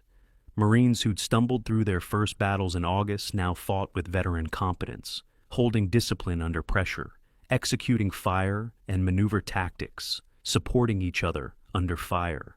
The force that landed on Guadalcanal in August had been mostly green troops. The force that defended Henderson in October was a combat-tested army that knew how to kill efficiently and survive systematically. The aftermath was grim archaeology. Burial details counted bodies on the battlefield and discovered that Japanese dead outnumbered American dead by roughly 40-1 in some sectors. Sergeant Basilone's position alone had over 800 Japanese bodies in front of it, stacked so thickly that the smell was unbearable for weeks. Marines collected abandoned Japanese equipment, rifles, machine guns, swords, diaries, and sent them to intelligence sections for analysis. The diaries were revealing. Japanese soldiers had written confidently about liberating Guadalcanal, restoring imperial honor, and crushing the American invaders. The last entries were different. No food for 3 days. Too weak to march. We attack tomorrow. I do not expect to survive. Our officers have led us to death. The evolution from confidence to despair, captured in personal writing, revealed the human cost of strategic miscalculation. Tokyo's response to the October offensive's failure was institutional shock. Hyakutake had committed 30,000 troops and achieved nothing except catastrophic casualties. The Navy had positioned its carrier fleet for the decisive battle that would follow Henderson Field's capture. But the field hadn't been captured. The careful coordination of land and sea forces had produced only embarrassment. For the first time in the Pacific War, Japanese military leaders confronted the possibility that Guadalcanal might be unwinnable. The defensive perimeter had absorbed 3 major offensives: Ichiki in August, Kawaguchi in September, Hyakutake in October, and emerged stronger each time. How many more men would die attempting the impossible? Staff officers began quietly discussing evacuation, though no one would officially suggest retreat. The Army insisted reinforcements and better planning would succeed where previous attacks failed. The Navy grew increasingly skeptical about supporting further offensives on an island that consumed men and ships without producing victory. For the Marines and Army troops holding Henderson Field, the October battle proved they could survive Japan's best effort. But survival came with the knowledge that this wouldn't be the last attack. As long as Japanese troops remained on Guadalcanal, they'd keep trying to recapture the airfield. The battle had been won, but the campaign continued with no clear end in sight. Men who'd fought for 72 hours without sleep returned to their positions, cleaned their weapons, and waited for the next assault. The October Crucible had tested American defenders to the limit and found them capable of holding against overwhelming odds. But it had also revealed that victory on Guadalcanal wouldn't come through brilliant tactical innovations or strategic genius. It would come through the simple, grinding process of killing Japanese soldiers faster than Tokyo could replace them and enduring misery longer than the enemy could endure it.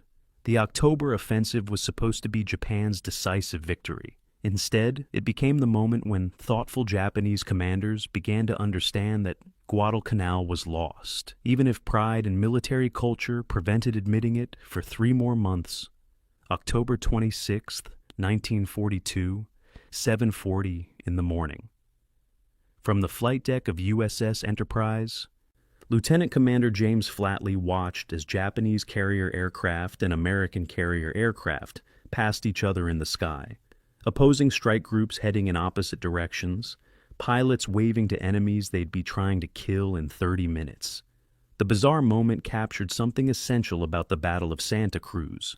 Both sides had found each other simultaneously, launched strikes simultaneously, and were now racing to destroy the other's carriers before their own carriers died. This was fleet carrier combat at its most naked. No surprise, no deception. Just 2 naval forces that had detected each other and were now committed to mutual destruction. The Americans had 2 carriers, Enterprise and Hornet. The Japanese had 4, Shokaku, Zuikaku, Zuiho, and Junyo. The mathematics favored Japan, but mathematics in carrier warfare meant little. What mattered was who hit first, hit hardest, and survived long enough to recover their aircraft. Over the next 6 hours, both sides would discover that winning a carrier battle doesn't necessarily mean winning anything important. The Japanese strike found Hornet first. At 9:43, HED-3A Val dive bombers began their attack runs, screaming down from 14,000 feet at 70-degree angles, dropping 500-pound bombs with remarkable accuracy. The first bomb hit Hornet's flight deck, penetrating 3 decks before exploding, killing 60 men instantly and starting fires in the hangar deck. More bombs followed, 2 more direct hits within 3 minutes, each one tearing holes in the ship's vitals. But bombs weren't the worst of it. 2 Japanese pilots, their aircraft crippled by anti-aircraft fire, deliberately crashed into Hornet's superstructure, kamikaze attacks before the tactic had been officially adopted. 1 bomber hit the ship's island, exploding in a ball of aviation fuel that incinerated everyone on the bridge. The other hit the flight deck, its bomb detonating on impact. Then 2 torpedoes from Nakajima B-5N Kate torpedo bombers slammed into Hornet's hull, ripping open compartments below the waterline. Within 5 minutes, Hornet had absorbed 5 bomb hits, 2 kamikaze crashes, and 2 torpedo hits. She was burning from bow to stern, dead in the water, her crew abandoning ship. Meanwhile, American strike aircraft found the Japanese carriers. The battle fragmented into multiple engagements as different strike groups attacked different targets. Enterprise's dive bombers hit carrier Zuiho, planting bombs through her flight deck that put her out of action for months. Hornet's aircraft, launched before their ship was crippled, found carrier Shokaku and savaged her with 4 bomb hits. The Japanese carrier survived but was forced to withdraw, her flight deck too damaged to launch or recover aircraft. Both sides were bleeding, trading carriers in an exchange where neither could afford the losses. But the Japanese had more carriers in the battle, and their follow-up strikes found Enterprise. Bomb hits damaged her forward elevator and started fires, though damage control parties contained the blazes. Enterprise could still steam and fight, barely, but she was the only American carrier left operational in the South Pacific. The battle revealed the critical asymmetry that would doom Japan's carrier forces. American dive bombers and torpedo bombers suffered heavy losses. 74 aircraft failed to return, shot down by Zeros or anti-aircraft fire. But American pilots who survived were recovered by destroyers, returned to their carriers, and would fly again. Japanese pilots who survived weren't so fortunate. When their carriers withdrew or were damaged, when their fuel ran low over empty ocean, when they couldn't find their ships in darkness, they died. Japan lost 99 aircraft at Santa Cruz. More critically, they lost 49 aircrew killed and 50 aircrew wounded. These were veteran pilots with 500 to 1,000 flight hours, men trained before the war in programs that took 2 years to produce competent carrier aviators. Replacing them was effectively impossible. Japan's pilot training infrastructure couldn't produce enough replacement aviators to offset combat losses. Every battle eroded irreplaceable expertise. Lieutenant Seki Mamoru exemplified the problem. He was a veteran dive bomber pilot with 700 flight hours, a graduate of the elite Tainan Air Group. During the Santa Cruz battle, he pressed his attack on Enterprise through anti-aircraft fire so intense that American sailors later described it as a wall of steel. He scored a direct hit on Enterprise's forward elevator, damaging the carrier. But his aircraft was shredded by flak, and he died seconds after releasing his bomb, his plane breaking apart and spiraling into the ocean. Japan lost dozens of pilots like Seki at Santa Cruz, irreplaceable experts who took years to train and seconds to kill. The United States could afford to lose less experienced pilots because its training programs were graduating thousands of new aviators monthly. Japan couldn't. Every carrier battle became a net loss for Japanese aviation, even when Japan won tactically. The death of USS Hornet was prolonged and brutal. American destroyers tried to take her in tow, but Japanese aircraft returned in successive strikes, putting more torpedoes into the crippled carrier. Fires raged out of control, internal explosions split her hull, and by evening, it was clear she couldn't be saved. Destroyers moved alongside to take off survivors, then fired torpedoes to scuttle the burning wreck. 8 torpedoes hit. Hornet refused to sink. Destroyers fired 5-inch shells into her hull at point-blank range. More than 400 shells hit. Hornet still floated. Finally, with Japanese surface forces approaching, American ships abandoned the carrier and withdrew.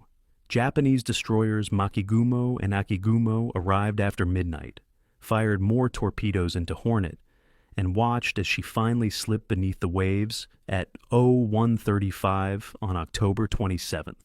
She'd absorbed 5 bombs, 2 kamikaze crashes, 2 Japanese torpedo hits, 8 American torpedo hits, and over 400 shells before sinking. Her death demonstrated American naval architecture's remarkable durability. But that was cold comfort for a nation that had just lost its 8th carrier since Pearl Harbor. Admiral Nagumo Chuichi surveyed the battle's results and realized he'd won nothing important. Yes, Hornet was sunk and Enterprise damaged, but his own carrier force was wrecked, Zuiho heavily damaged, Shokaku crippled and withdrawing, and most critically, 99 aircraft lost, including 49 irreplaceable pilots. He could claim tactical victory, but his force was incapable of further operations. Zuikaku, the only undamaged Japanese carrier, had lost so many pilots that she couldn't maintain combat effectiveness. Japan's carrier advantage in the South Pacific had evaporated. The combined fleet would never again mass 4 carriers for offensive operations. They'd been reduced to defensive deployments, trying to protect what they'd already captured rather than seizing new territory. The strategic initiative had passed to America, though it would take months to exploit it. The battle's statistics told the story of unsustainable attrition. United States losses: carrier Hornet sunk, carrier Enterprise damaged, destroyer, Porter sunk, 74 aircraft lost, 266 men killed. Japanese losses: carrier Zuiho heavily damaged, carrier Shokaku heavily damaged, heavy cruiser Chikuma damaged, 99 aircraft lost, 49 pilots killed, more than 500 sailors dead. On paper, Japan had won. They'd sunk a carrier and damaged another while losing no carriers themselves. But aircraft and pilot losses told a different story. Japan started the war with approximately 3,000 trained carrier pilots and had lost 445 in the first year, nearly 15% of their total trained strength. The training pipeline couldn't replace them. American carrier aviation had lost heavily too, but American pilot training schools were producing 4,000 new pilots monthly. The mathematics of attrition favored America overwhelmingly. For the Marines and soldiers on Guadalcanal, the naval battle at Santa Cruz had immediate implications. Japan's carrier forces were too depleted to support another October-style offensive. The naval balance, which had favored Japan through August and September, was shifting toward America. More carriers were coming. Essex-class carriers under construction in American shipyards would arrive in 1943, an avalanche of naval power that Japan couldn't match. But in October 1942, those future reinforcements felt distant and theoretical. What mattered immediately was that Enterprise limped back to Pearl Harbor for repairs, leaving no operational American carriers in the South Pacific. The Japanese Navy still controlled the waters around Guadalcanal at night, still ran the Tokyo Express destroyer missions, still bombarded Henderson Field with impunity after dark. The ground war would continue because neither side's navy could decisively control the sea. Santa Cruz became known as a Pyrrhic victory, a battle where the winner suffers losses they can't afford. Japan had won tactically but lost strategically, trading irreplaceable assets for temporary advantage. The pattern would repeat throughout the Pacific War. Japan winning battles while losing campaigns, sinking American ships while American shipyards built replacements faster than they could be destroyed, shooting down American aircraft while American factories produced more planes than Japan's entire aviation industry could manufacture in a year. The mathematics of industrial warfare were simple and brutal. America could replace losses, Japan couldn't. Every battle accelerated Japan's defeat even when Japan won. Admiral Yamamoto understood this. After Santa Cruz, he privately told subordinates that Japan was fighting a war it couldn't win, that American industrial capacity would eventually bury Japanese forces under sheer weight of production. But understanding defeat didn't mean he could prevent it. The strategic die had been cast at Pearl Harbor. Everything after was just counting the cost. And at Santa Cruz on October 26, 1942, the cost had included 49 Japanese pilots who would never be replaced, aboard carriers that would never again operate offensively together. Japan had won the battle, but the war was slipping away, one irreplaceable pilot at a time, into the cold Pacific depths where Hornet settled among the wrecks of so many other ships, the growing underwater cemetery that sailors were already calling Iron Bottom Sound. November 13th, 1942, 01:48 in the morning. Rear Admiral Daniel Callahan stood on the bridge of heavy cruiser USS San Francisco, peering into absolute darkness, waiting for radar to tell him what his eyes couldn't see. The American task force, 13 ships steaming in column formation through narrow waters north of Guadalcanal, was hunting a Japanese convoy headed for the island. Intelligence reported Japanese battleships Hyei and Kirishima escorting 11 transport ships loaded with 13,000 troops and supplies. If those transports reached Guadalcanal, They'd deliver enough reinforcements to overwhelm the Marine defensive perimeter. Callahan had to stop them. But naval night combat in 1942 was chaos organized by technology neither side completely understood. American ships had radar, SG surface search sets that could detect ships at 18,000 yards in total darkness. But radar operators were still learning their equipment, still developing the language to describe what they were seeing on oscilloscope screens. And Callahan didn't trust radar anyway. He wanted visual confirmation before opening fire. That decision would kill him within minutes. At 01:49, lookouts on destroyer USS Cushing spotted Japanese ships at 3,000 yards, close enough to see superstructures against the slightly lighter sky. The battle began instantly, ships on both sides opening fire simultaneously, turning the darkness into a strobe-lit nightmare of muzzle flashes and explosions. The range was so close that big guns couldn't depress far enough. Battleship High-Eye's 14-inch main batteries couldn't shoot at USS Laffey when the destroyer closed to 1,000 yards, forcing Hiei to engage with secondary batteries, while Laffey pumped 5-inch shells into the battleship's superstructure. Ships collided in the darkness. Destroyer Amatsukaze sideswiped cruiser USS San Francisco, both vessels scraping along each other at 20 knots. The battle fragmented into individual ship duels fought at point-blank range where everyone was shooting at everyone, and nobody could tell friend from enemy. Light cruiser USS Atlanta became the war's ultimate victim of friendly fire. Japanese torpedoes hit her port side, blowing massive holes in the hull, flooding engineering spaces, and killing Admiral Norman Scott, who'd been aboard as a passenger. Then, USS San Francisco, firing wildly in the darkness, put 19 8-inch shells into Atlanta's superstructure, not realizing they were shooting an American ship.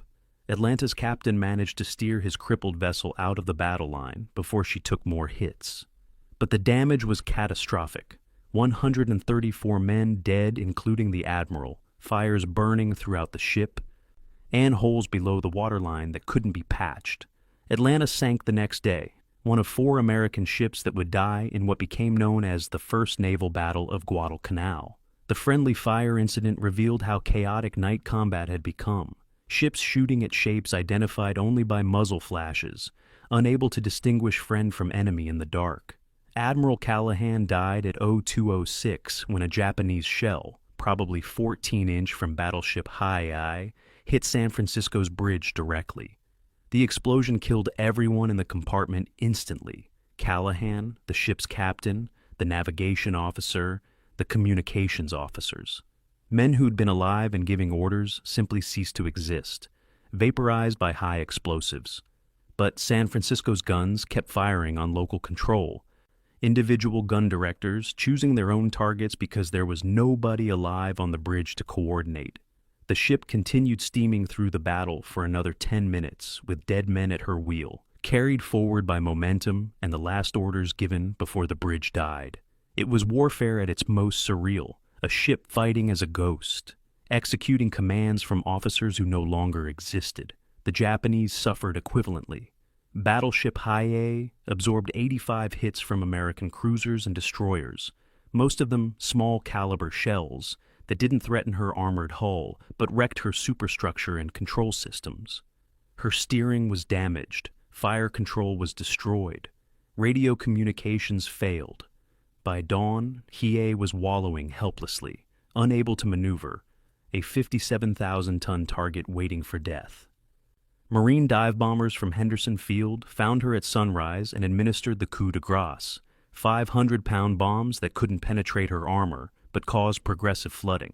IAI's captain ordered the ship scuttled rather than allow capture. His crew opened seacocks, and Hiei settled into Iron Bottom Sound, becoming the first battleship sunk by aircraft in naval history. Her death demonstrated that battleships without air cover and mobility were just expensive coffins. The battle lasted 34 minutes and killed 1,732 Americans. 4 U.S. destroyers sank: Laffey, Barton, Cushing, and Monson. Light cruisers Atlanta and Juneau went down. Only 3 American ships escaped undamaged, but the Japanese convoy turned back. The transports loaded with 13,000 troops never reached Guadalcanal. Admiral Callahan had died, but his mission succeeded. The reinforcement attempt was stopped. Tokyo's response was to try again the next night, November 14th, sending the convoy back with even heavier naval escort.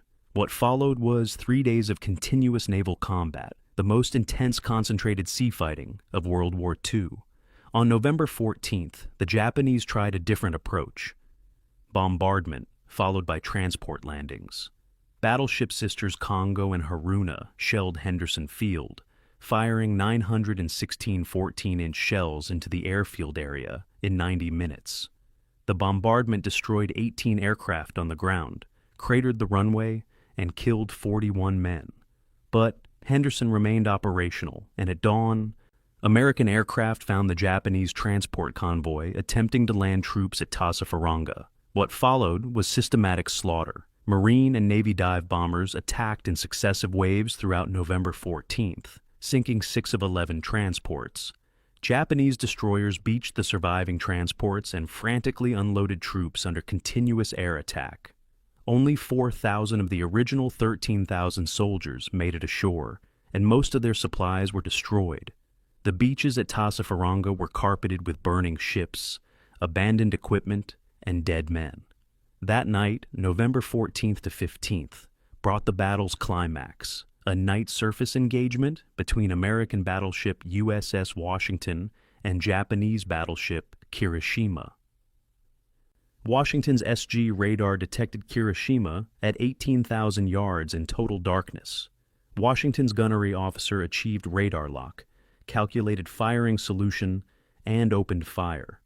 9 16-inch shells hit Kirishima in the first salvo, fired at a target Washington's crew couldn't see with their eyes. More salvos followed: 75 16-inch shells and 40 20mm shells in 7 minutes of firing. Kirishima absorbed at least 20 direct hits, her superstructure demolished, fires burning throughout the ship. Steering failed, dead in the water. Washington had demonstrated what American naval technology would achieve throughout the rest of the war: the ability to detect, target, and destroy enemy ships beyond visual range using radar fire control. Japanese lookouts never even spotted Washington before their ship died. The November naval battles around Guadalcanal, collectively called the Naval Battle of Guadalcanal, cost both sides devastatingly. United States losses: 2 light cruisers, 7 destroyers sunk, 2 cruisers, 2 destroyers heavily damaged, approximately 1,900 men killed. Japanese losses: 2 battleships, 1 cruiser, 3 destroyers, 11 transports sunk, 3 cruisers damaged, approximately 1,500 men killed. But the strategic outcome was decisive. Japan's attempt to land massive reinforcements had failed. Only 4,000 of 13,000 troops reached Guadalcanal, and most arrived without equipment or supplies. The Tokyo Express supply runs would continue, but Japan could no longer attempt large-scale daylight reinforcement.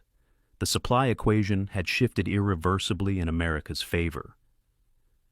The underwater sound of men trapped in capsized ships haunted survivors for decades. When a ship capsizes and sinks, men trapped in air pockets can survive for hours or even days, pounding on bulkheads, calling for help that never comes. Sailors from both sides described hearing these sounds: the metallic tapping from sunken wrecks, voices muffled by steel and water, the knowledge that men were dying slowly in darkness and you couldn't help them. Rescue attempts were impossible during combat and extremely dangerous afterward. Most trapped sailors drowned when their air pockets flooded or suffocated when oxygen ran out. The ocean around Guadalcanal became a mass grave for thousands of sailors who died not from enemy fire, but from drowning in flooded compartments, unable to escape their steel coffins. The night battles proved that surface combat in the modern age had become a contest of technology as much as courage. The side that saw first won. The side with working radar killed enemies they couldn't see. The side with better damage control survived hits that would sink less prepared opponents. There was still bravery: sailors loading guns under fire, damage control parties fighting flames, while the ship broke apart beneath them, commanders making split-second decisions with incomplete information. But bravery without radar, without effective fire control, without adequate damage control training, just died faster. Japan's Navy had courage in abundance. What it increasingly lacked was the technological infrastructure and training to survive battles against an enemy that was learning, adapting, and improving with every engagement. The November battles around Guadalcanal marked the point where American naval forces achieved rough parity with Japanese forces at night, negating one of Japan's last tactical advantages. From November 1942 forward, the U.S. Navy would only get stronger, while Japan's Navy, bleeding ships and sailors it couldn't replace, would only get weaker. The mathematics of attrition were simple and brutal. America could lose a naval battle and replace the ships within months. Japan couldn't. Every ship that settled into Iron Bottom Sound carried Japan closer to defeat. And in those dark November waters, illuminated only by burning ships and muzzle flashes, enough ships died to make Japan's eventual loss inevitable. The question was no longer whether Japan would lose Guadalcanal. The question was how many more men would die in steel coffins before Japan admitted what everyone already knew. The island was lost, and the war was being lost with it. November 28, 1942. Japanese positions west of the Mataniko River. Private Matsuda Yoshiharu opened his diary with hands that trembled from weakness rather than fear, struggling to hold the pencil steady enough to form characters. "Ate last rice today," he wrote in cramped script that wandered across the page. "Comrade Tanaka too weak to stand. We discussed eating leather from our boots, but decided to wait one more day." Matsuda weighed 48 kilograms, 106 pounds, having lost 32 kilograms since arriving on Guadalcanal in September. His gums bled constantly from scurvy. His hair was falling out. The malaria that had nearly killed him in October returned every few days, the fever making him delirious enough that he sometimes couldn't remember his own name. But the worst part wasn't the disease or the hunger. It was watching American supply ships unload at Lunga Point 3 miles away, visible through binoculars, delivering tons of food to enemies who seemed to grow stronger, while Japanese soldiers starved. Japan was losing Guadalcanal not to American bullets, but to American logistics, and Matsuda was dying proof of that failure. The mathematics of starvation were straightforward and merciless. Japanese forces on Guadalcanal peaked at approximately 30,000 troops in October 1942. Each soldier required at minimum 800 grams of rice daily to maintain combat effectiveness, basic subsistence that didn't account for physical exertion, tropical diseases, or combat stress. That meant 24 tons of rice daily, plus protein, medical supplies, ammunition, and equipment.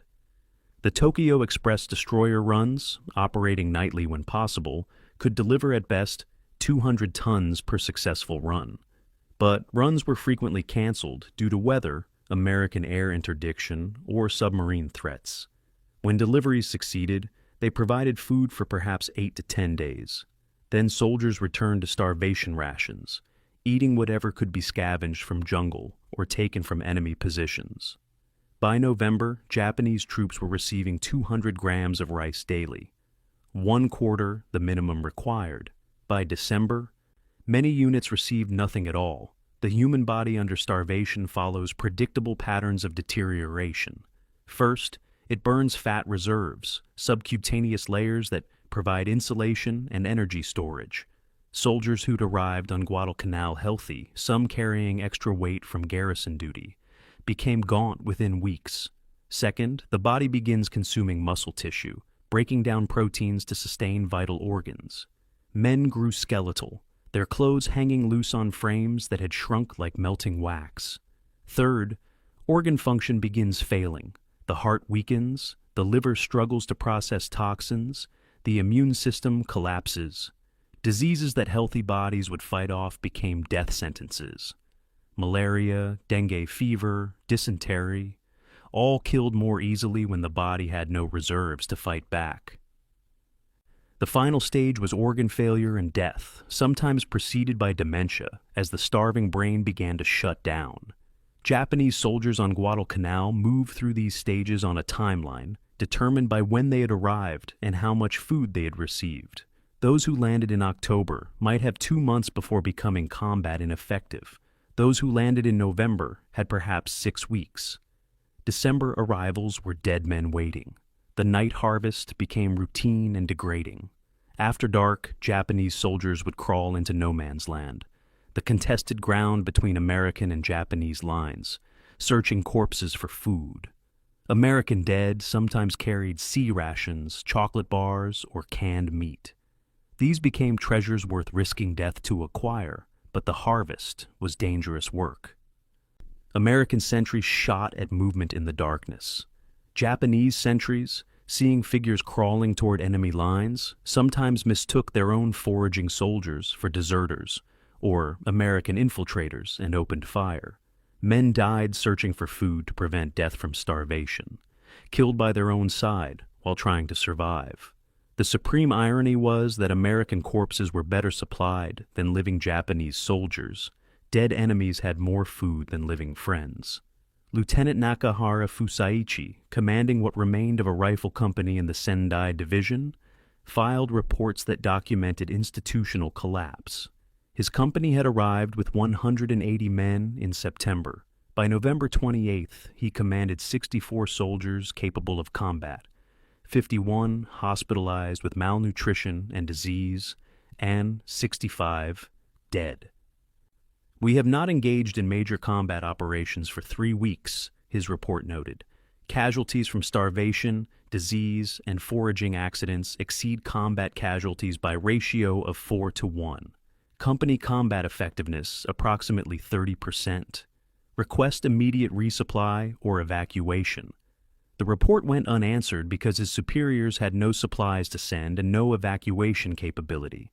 Nakahara's company continued to deteriorate, losing 2 to 3 men weekly to starvation and disease, until by January it existed only on paper, its soldiers dead or too weak to fight.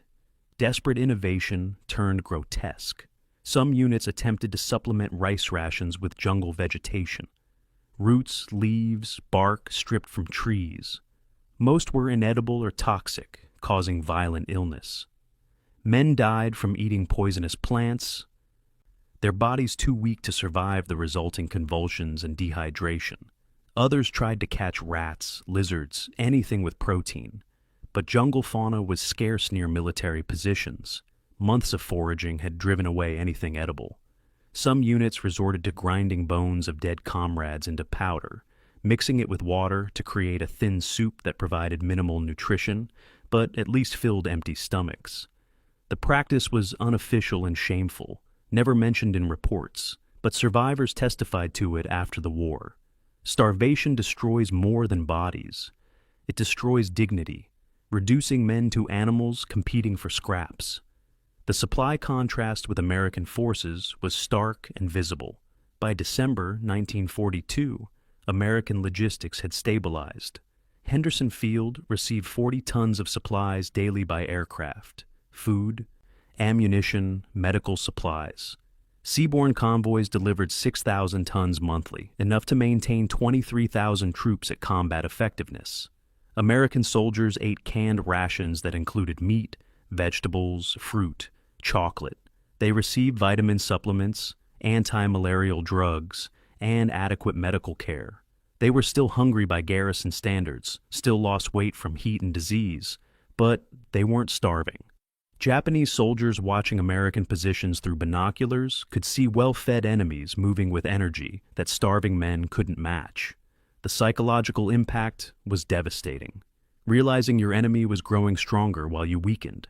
Knowing your own military couldn't deliver the basic necessities for survival.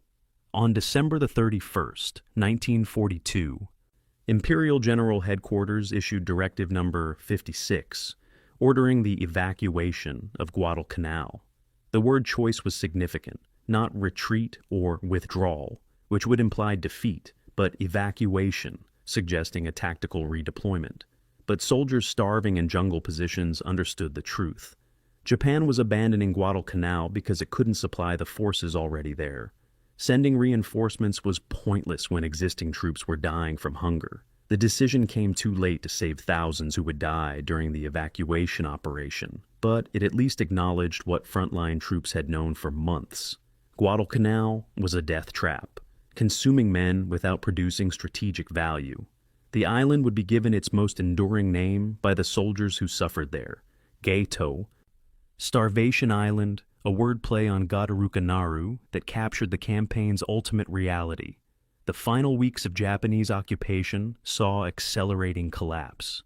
Units that had fought effectively in October became immobile in December, their soldiers too weak to patrol or man defensive positions. Officers reported that men couldn't carry their rifles more than a few hundred meters without resting. Soldiers fell unconscious from exertion that would have been trivial when healthy. The sick list included nearly everyone: malaria, dengue fever, dysentery, beriberi from vitamin B deficiency, scurvy from vitamin C deficiency. Medical facilities had no medicine, no bandages, no way to treat patients except to let them rest and hope they'd recover. Most didn't. The sick simply got sicker until they died. Their bodies added to mass graves that were becoming the island's dominant terrain feature. Private Matsuda's final diary entry, dated January 18, 1943, was found in a Japanese position overrun by American troops. Cannot remember last meal. Tanaka died yesterday. I helped bury him but couldn't dig very deep. Too tired. Heard we're evacuating soon, but don't know if I can walk to the beach. If I don't make it, tell my family I tried to serve honorably. I'm not afraid of dying. I'm just tired. Matsuda's body was found near the diary, dead from starvation-induced organ failure. He weighed 38 kilograms, 84 pounds, when he died, having lost more than half his body weight. He was 19 years old.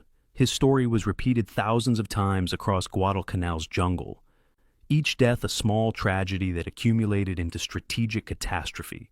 Japan lost approximately 15,000 men to starvation and disease on Guadalcanal, more than half its total casualties. No battle killed them. No American attack destroyed them. They simply starved to death, while their military proved incapable of feeding them. That failure, more than any tactical defeat, demonstrated why Japan couldn't win a protracted war against an enemy with overwhelming industrial capacity. America could deliver 40 tons daily by air to a contested jungle airfield. Japan couldn't deliver enough rice to keep its soldiers alive. The difference between those capabilities was the difference between victory and defeat, between armies that fought effectively and armies that died slowly while watching their enemies eat. Starvation Island earned its name in the most literal, horrible way possible, by starving men to death for strategic objectives that were already lost. January 10th, 1943, American forward positions, Cochabamba Sector. Major General Alexander Patch, who'd replaced Vandegrift as commander of American ground forces in December, stood with his Populsatim Corps staff examining maps that showed the western half of Guadalcanal still marked in red, enemy-controlled territory. Patch had 50,000 troops now, fresh army divisions that had replaced the exhausted Marines, and orders to finish what had been started 6 months earlier. Final offensive were the words used in official directives, implying one decisive push would clear the island. Patch's plan was methodical. Advance west along the coast, envelop Japanese positions, force them into a pocket against the sea, and destroy them. Intelligence estimated 25,000 Japanese troops remained on Guadalcanal, presumably fortifying defensive positions for a last stand. But intelligence was wrong about nearly everything. The Japanese weren't fortifying, they were fleeing, and American forces were about to spend a month fighting for ground the enemy was abandoning. The offensive began with overwhelming force. The 2nd Marine Division, 25th Infantry Division, and Americal Division, 50,000 troops supported by tanks, artillery, and air power, pushed west from the Matanikau River. Resistance was sporadic and confused.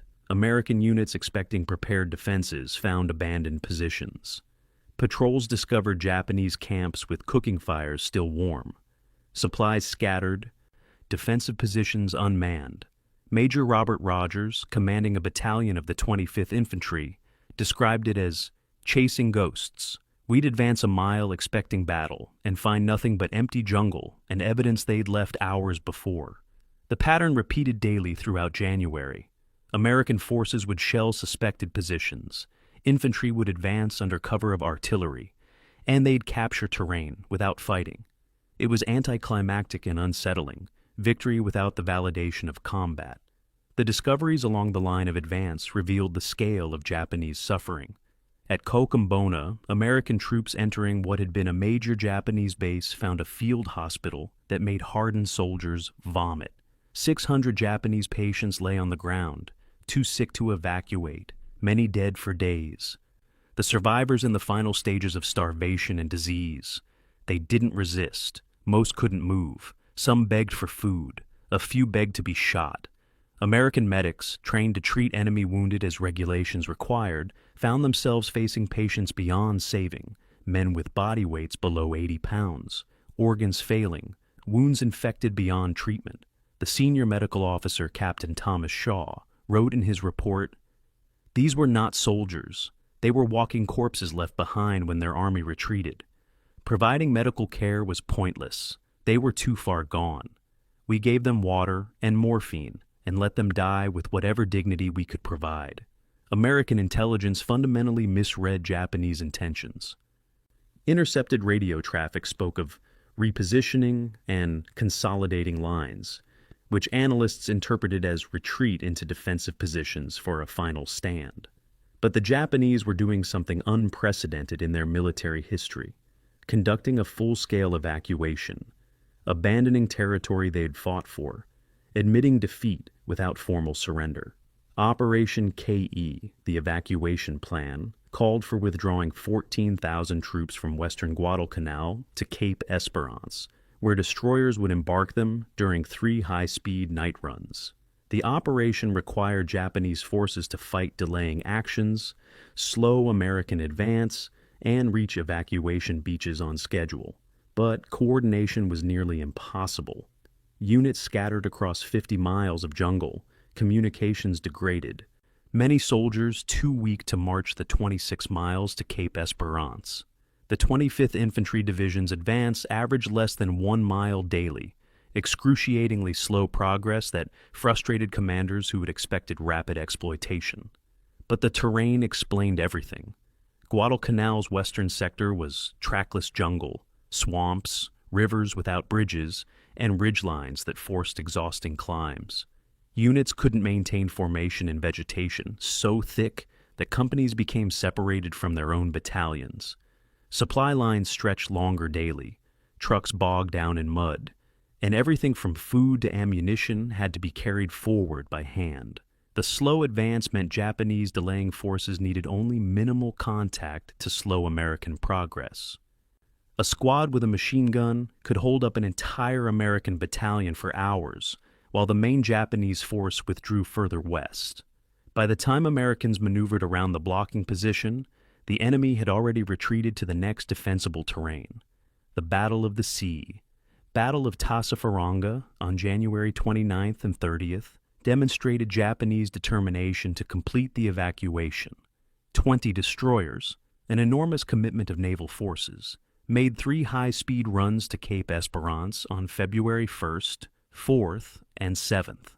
American forces detected the ships but misidentified them as reinforcement convoys.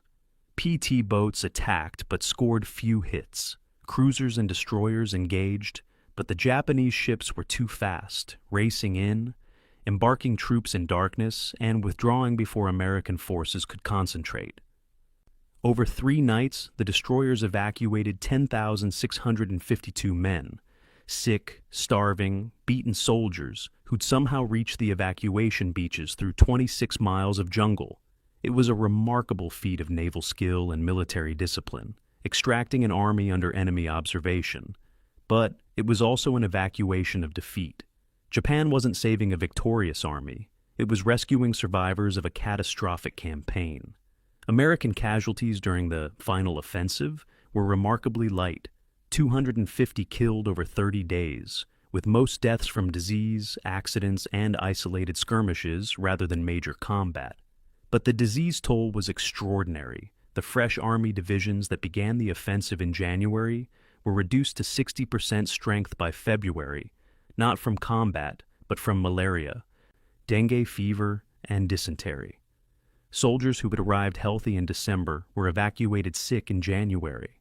One regiment reported 500 men hospitalized in a single week, none from enemy action. The jungle was proving as effective as Japanese resistance at stopping American advance, which raised uncomfortable questions.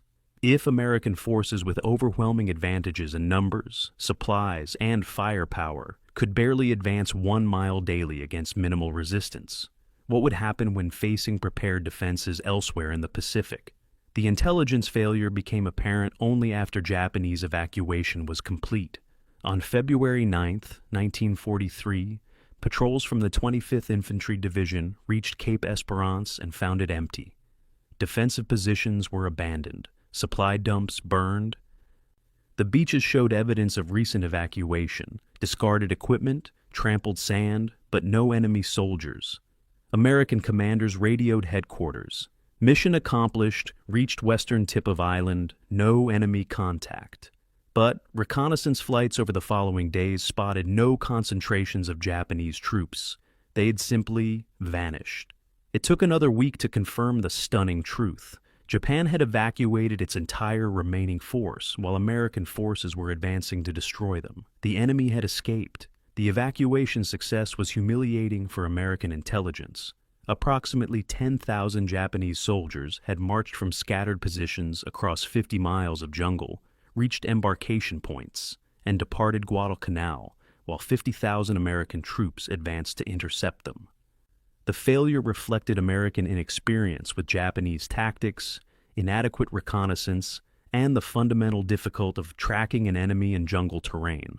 But it also revealed that Japan, despite its defeats, retained the capability to execute complex operations under pressure. The evacuation required coordinating ground forces, naval forces, and rearguard actions across weeks while under constant enemy pressure. That Japan succeeded demonstrated that its military, while losing strategically, remained formidable tactically. For Japanese troops who survived the evacuation, Guadalcanal remained a source of shame and trauma. They'd abandoned the island, admitted defeat, and left thousands of comrades dead or dying in jungle positions. Survivors who reached Rabaul or Truk were skeletal figures weighing 30 to 40%, less than when they'd arrived on Guadalcanal. Many required months of hospitalization before returning to duty. Some never recovered physically or psychologically. The psychological impact on Japan's military was profound. Guadalcanal had been the first major retreat, the first admission that Japanese forces couldn't hold territory once captured. The myth of invincibility, carefully constructed after 6 months of victories from December 1941 to May 1942, had shattered on Guadalcanal's jungle ridges and starvation camps. The final casualty count during the evacuation period revealed the campaign's ultimate horror. Japanese combat deaths during January and February, approximately 1,000. Japanese deaths from starvation and disease during the same period, approximately 3,500. Men died from hunger while marching to evacuation beaches, collapsed from exhaustion, and were left to die because their comrades lacked strength to carry them, or simply sat down in jungle and expired from accumulated misery. The evacuation saved 10,652 soldiers, but at least 3,000 more died trying to reach the beaches. Their bodies were left where they fell, added to the roughly 15,000 Japanese soldiers already dead from disease and starvation over the previous 6 months. February 9, 1943, marked the official end of the Guadalcanal campaign. Though scattered Japanese stragglers would be discovered for weeks afterward, soldiers who'd missed the evacuation isolated themselves in jungle and were slowly dying from starvation. American patrols found them occasionally, sometimes alive and willing to surrender, more often dead in improvised shelters, their bodies shrunk into skeletal proportions. These forgotten soldiers became Guadalcanal's final casualties, men who'd fought for Japan, survived the campaign's battles, and then died alone in jungle because they had been left behind. Their deaths epitomized the campaign's essential character, suffering more than glory, attrition more than decision, and the grinding reality that modern war killed through logistics failure as effectively as through combat. The pursuers had pursued, the pursued had escaped, and the island that nobody wanted had finally been secured at a cost that nobody had predicted. But securing Guadalcanal didn't mean understanding what it meant or what it had cost. Those calculations would take months to complete, and the results would prove more disturbing than anyone anticipated. March 15, 1943, War Department, Washington, D.C. Colonel William Merrill, an Army statistician, spread casualty reports across a conference table while his superiors watched in uncomfortable silence. The numbers from Guadalcanal had been compiled, verified, and analyzed. Now they had to be explained to men who would use these figures to plan future campaigns. "Gentlemen," Merrill began, "we won Guadalcanal, but the mathematics suggest we can't afford many more victories like it." He pointed to the top-line figures. 7,100 American dead, 31,400 Japanese dead. The ratio looked favorable, kill 4 enemies for every American lost. But that ratio concealed the operational reality. America had rotated 60,000 troops through Guadalcanal over 6 months to maintain a force of 20,000 to 25,000 at any given time. Every man who deployed to the island left sick, wounded, or dead. The effective casualty rate, including disease evacuations, approached 100%. If future campaigns matched Guadalcanal's pattern, the Army would run out of soldiers before reaching Tokyo. The breakdown by cause of death revealed the campaign's true character. American ground combat deaths, 1,600. Naval combat deaths, 4,900. Air combat deaths, 600. But disease evacuations, 45,000. For every American killed by enemy action, 6 were evacuated for medical reasons. The Marine 1st Division, which bore the campaign's heaviest burden, evacuated 7,500 men for disease, 70% of its initial strength. Some battalions evacuated over 90% for malaria alone. The disease casualty rate exceeded anything American military medicine had anticipated. Planning documents from early 1942 assumed 10% disease casualties for tropical campaigns. Guadalcanal produced 75% disease casualties. That discrepancy between expectation and reality forced complete recalculation of logistics, medical support, and replacement requirements for future Pacific operations. Japanese casualties followed a grimmer pattern. Total Japanese deaths on Guadalcanal, 31,400. Combat deaths, approximately 9,000. Deaths from starvation and disease, approximately 15,600. Naval deaths, 3,543. Air combat deaths, 3,257. The statistics revealed that Japan had lost more men to logistical failure than to American firepower. Over half of Japanese casualties died not from bullets, but from hunger, disease, and medical neglect. This wasn't warfare in any traditional sense. It was systemic organizational failure that killed through incompetence rather than enemy action. A modern military's first obligation is sustaining its soldiers. Japan had failed that obligation catastrophically, and the failure wasn't tactical. It was strategic and institutional. The naval losses hurt both sides, but Japan couldn't afford them. United States Navy losses around Guadalcanal: 2 carriers, 8 cruisers, 14 destroyers, 24 major warships sunk. Japan lost 2 battleships, 1 carrier, 4 cruisers, 11 destroyers, 18 major warships sunk. Numerically, America lost more ships. But American shipyards in 1942 had launched 47 new major combatants: carriers, battleships, cruisers. Japanese shipyards launched 12. The replacement rate was 4-1 in America's favor. Every naval battle, even those Japan won tactically, brought Japan closer to strategic defeat because losses were irreplaceable, while American losses were temporary setbacks. By mid-1943, American shipyards would be producing one major warship weekly. Japan's entire naval construction program couldn't match that output in a year. Aircraft losses told a similar story of unsustainable attrition. American aircraft lost at Guadalcanal, 615 total, 420 combat losses, 195 operational losses. Japanese aircraft lost, 683 total, 421 combat, 262 operational. Japan lost more aircraft, but the critical statistic was pilot casualties. American aircrew killed or permanently disabled, 684. Japanese aircrew killed or permanently disabled, 2,362. The ratio was over 3-to-1. For every American pilot killed, Japan lost more than 3. Japan started the war with approximately 3,000 trained carrier pilots. Losing 2,300 in 18 months of combat meant losing 3/4 of the trained cadre. American pilot training programs graduated 4,000 new pilots monthly. Japanese programs graduated approximately 200.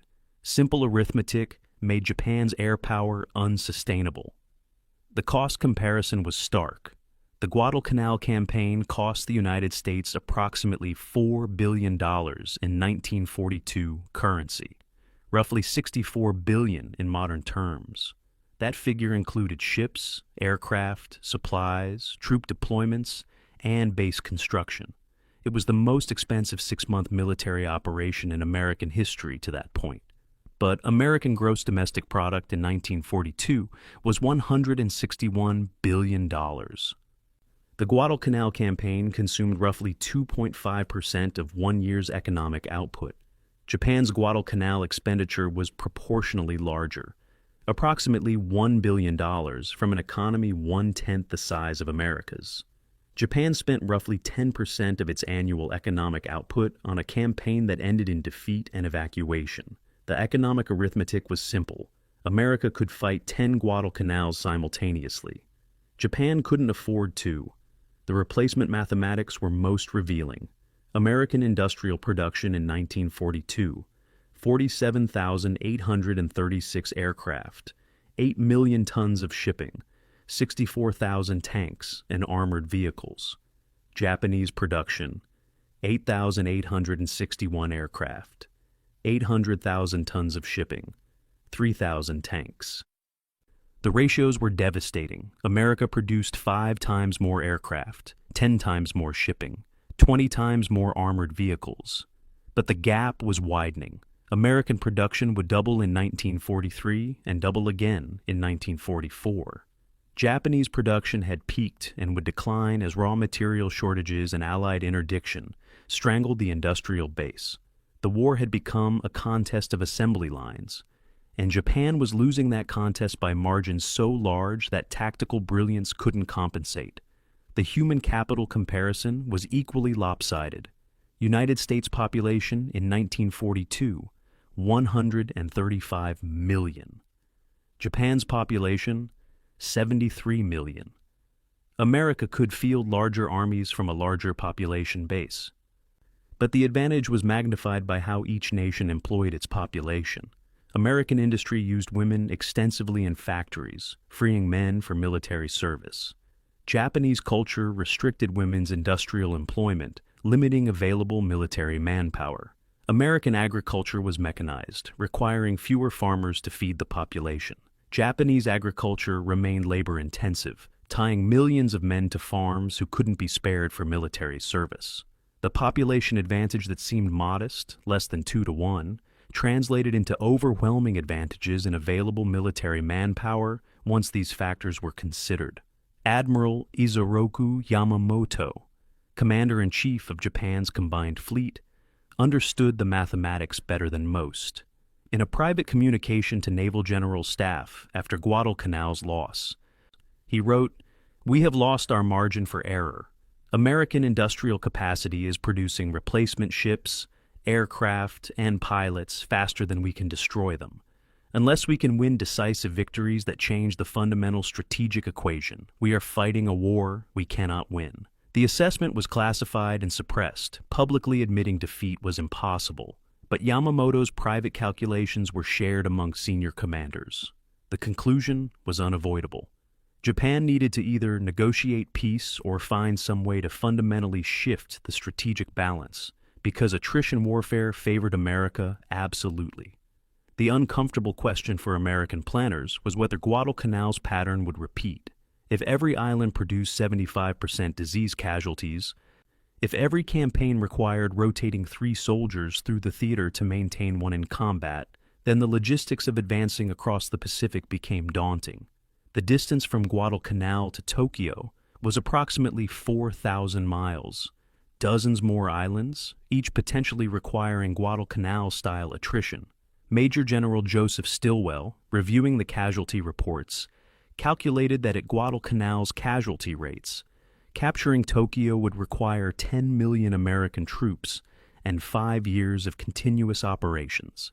The calculation was theoretical but sobering. It suggested that simply grinding forward island by island might not be strategically viable. Better methods would need to be found, bypassing Japanese strongpoints, improving tropical medicine, developing more efficient logistics.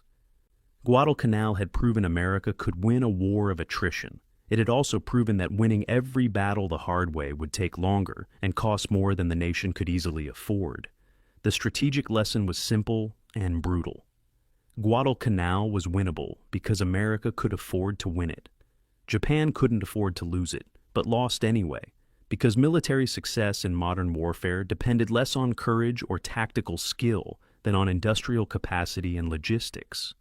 The side that could deliver food, fuel, ammunition, and reinforcements in sufficient quantities would win. The side that couldn't would starve, regardless of how bravely its soldiers fought. Guadalcanal proved that warfare had fundamentally changed. It was no longer primarily about battles, but about supply chains, production rates, and replacement capacity. The arithmetic of attrition was merciless mathematics that converted factories, shipping, and food production into battlefield outcomes. Japan had entered that mathematical competition with inadequate resources and lost predictably. The only question was whether Japan's leaders would accept what the arithmetic revealed. That continuing the war meant accumulating losses until collapse became inevitable. The answer would be no. Institutional pride and cultural factors would keep Japan fighting for 2 more years. But the mathematics didn't change. From Guadalcanal forward, every battle would be a variation on the same theme. American material superiority, slowly crushing Japanese resistance through sheer weight of production. The arithmetic of attrition had spoken. The rest of the war was just working through the calculation until Japan's leaders accepted what the numbers had always shown. The war was lost before Guadalcanal, and Guadalcanal had merely made the loss obvious to anyone willing to do the math. November 13th, 1942. 0206 hours. Bridge of USS San Francisco. Rear Admiral Daniel Callahan had perhaps 2 seconds of awareness before the Japanese shell hit. The 14-inch projectile from battleship High A struck the bridge directly, traveling at 2,600 feet per second, carrying enough kinetic energy to punch through armored steel like paper. The explosion was instantaneous, the shell's high explosive filler detonating within the enclosed space, converting everything inside into superheated gas and shrapnel. Callahan, his flag captain, the navigation officer, the communications staff, everyone on the bridge simply ceased to exist. There were no bodies to recover, no wounded to treat. One moment, they were fighting their ship. The next, they were atomized matter, mixing with burning metal and smoke. Callahan became the 2nd American admiral killed during the naval battle of Guadalcanal, joining Rear Admiral Norman Scott, who died aboard USS Atlanta an hour earlier. But death was an equal opportunity visitor in Iron Bottom Sound, and the admirals who survived would find their careers destroyed by defeats they couldn't prevent. The mortality rate among flag officers around Guadalcanal was staggering by modern standards. Of the 12 admirals who commanded surface actions during the campaign, 2 Americans died in combat, Scott and Callahan. 4 more were relieved of command for failures real or perceived. Vice Admiral Robert Gormley, South Pacific Theater Commander, was relieved in October and replaced by Admiral William Bull Halsey. Gormley's sin was excessive caution, a reluctance to commit forces aggressively that frustrated his superiors. But aggressive commitment at Guadalcanal often meant dead ships and dead sailors. So, whether Gormley's caution was failure or prudence remained debatable. His relief demonstrated that in warfare, appearances matter as much as reality. A defensive admiral who prevented losses still looked like a loser compared to an offensive admiral who risked everything. Japanese flag officers fared worse institutionally, if not physically. Vice Admiral Hiroaki Abe commanded the battleship force that lost Chiei during the November 13th battle. He'd fought aggressively, pressed his attack, and suffered a tactical defeat when superior American radar and firepower destroyed his flagship. His reward was relief from command, assignment to reserves, and effective end of his career. He never commanded at sea again. The Imperial Japanese Navy tolerated aggressive losses but not failures, and losing a battleship, even honorably, was failure. Vice Admiral Gunichi Mikawa, who'd won the Battle of Savo Island in August, was praised publicly and criticized privately for not pressing his advantage to destroy American transports. He'd achieved the most lopsided naval victory of the campaign and was still considered to have failed because he'd prioritized ship preservation over maximum aggression. The Japanese Navy's culture demanded results, not merely tactical victories. Admiral William Halsey became Guadalcanal's most successful flag officer through a combination of aggression, luck, and willingness to accept casualties. He replaced Gormley in October with orders to hold Guadalcanal at all costs, and interpreted all costs literally. He committed carriers to surface battles, risked his ships in confined waters, and maintained an offensive posture even when tactical situations suggested caution. His ships paid heavily. Carrier Hornets sunk, Enterprise damaged repeatedly, cruisers and destroyers lost in night actions.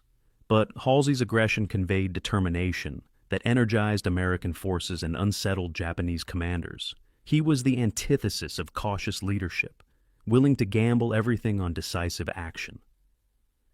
Whether his style was brilliant or reckless remained debatable. He won Guadalcanal, but lost ships that cautious admirals might have preserved. The debate would continue throughout his career. Was Halsey a great fighting admiral or a lucky aggressive one whose risks happened to pay off? Rear Admiral Richmond Kelly Turner survived Guadalcanal to become perhaps the war's most important amphibious warfare commander. He commanded the transport forces that landed Marines in August and maintained the supply line thereafter. Turner's contribution was less dramatic than Halsey's, loading ships efficiently, scheduling deliveries, ensuring supplies reached the island despite Japanese interdiction. But logistics determined outcomes more than battles, and Turner's competence at mundane tasks kept American forces supplied while Japanese forces starved. He received less recognition than combat admirals, but his impact was arguably greater. Turner demonstrated that in modern warfare, the admiral who controls supply lines matters more than the admiral who wins tactical engagements. His survival and subsequent career, commanding amphibious operations at Tarawa, Saipan, Iwo Jima, and Okinawa, proved that institutional memory valued logisticians as much as fighters.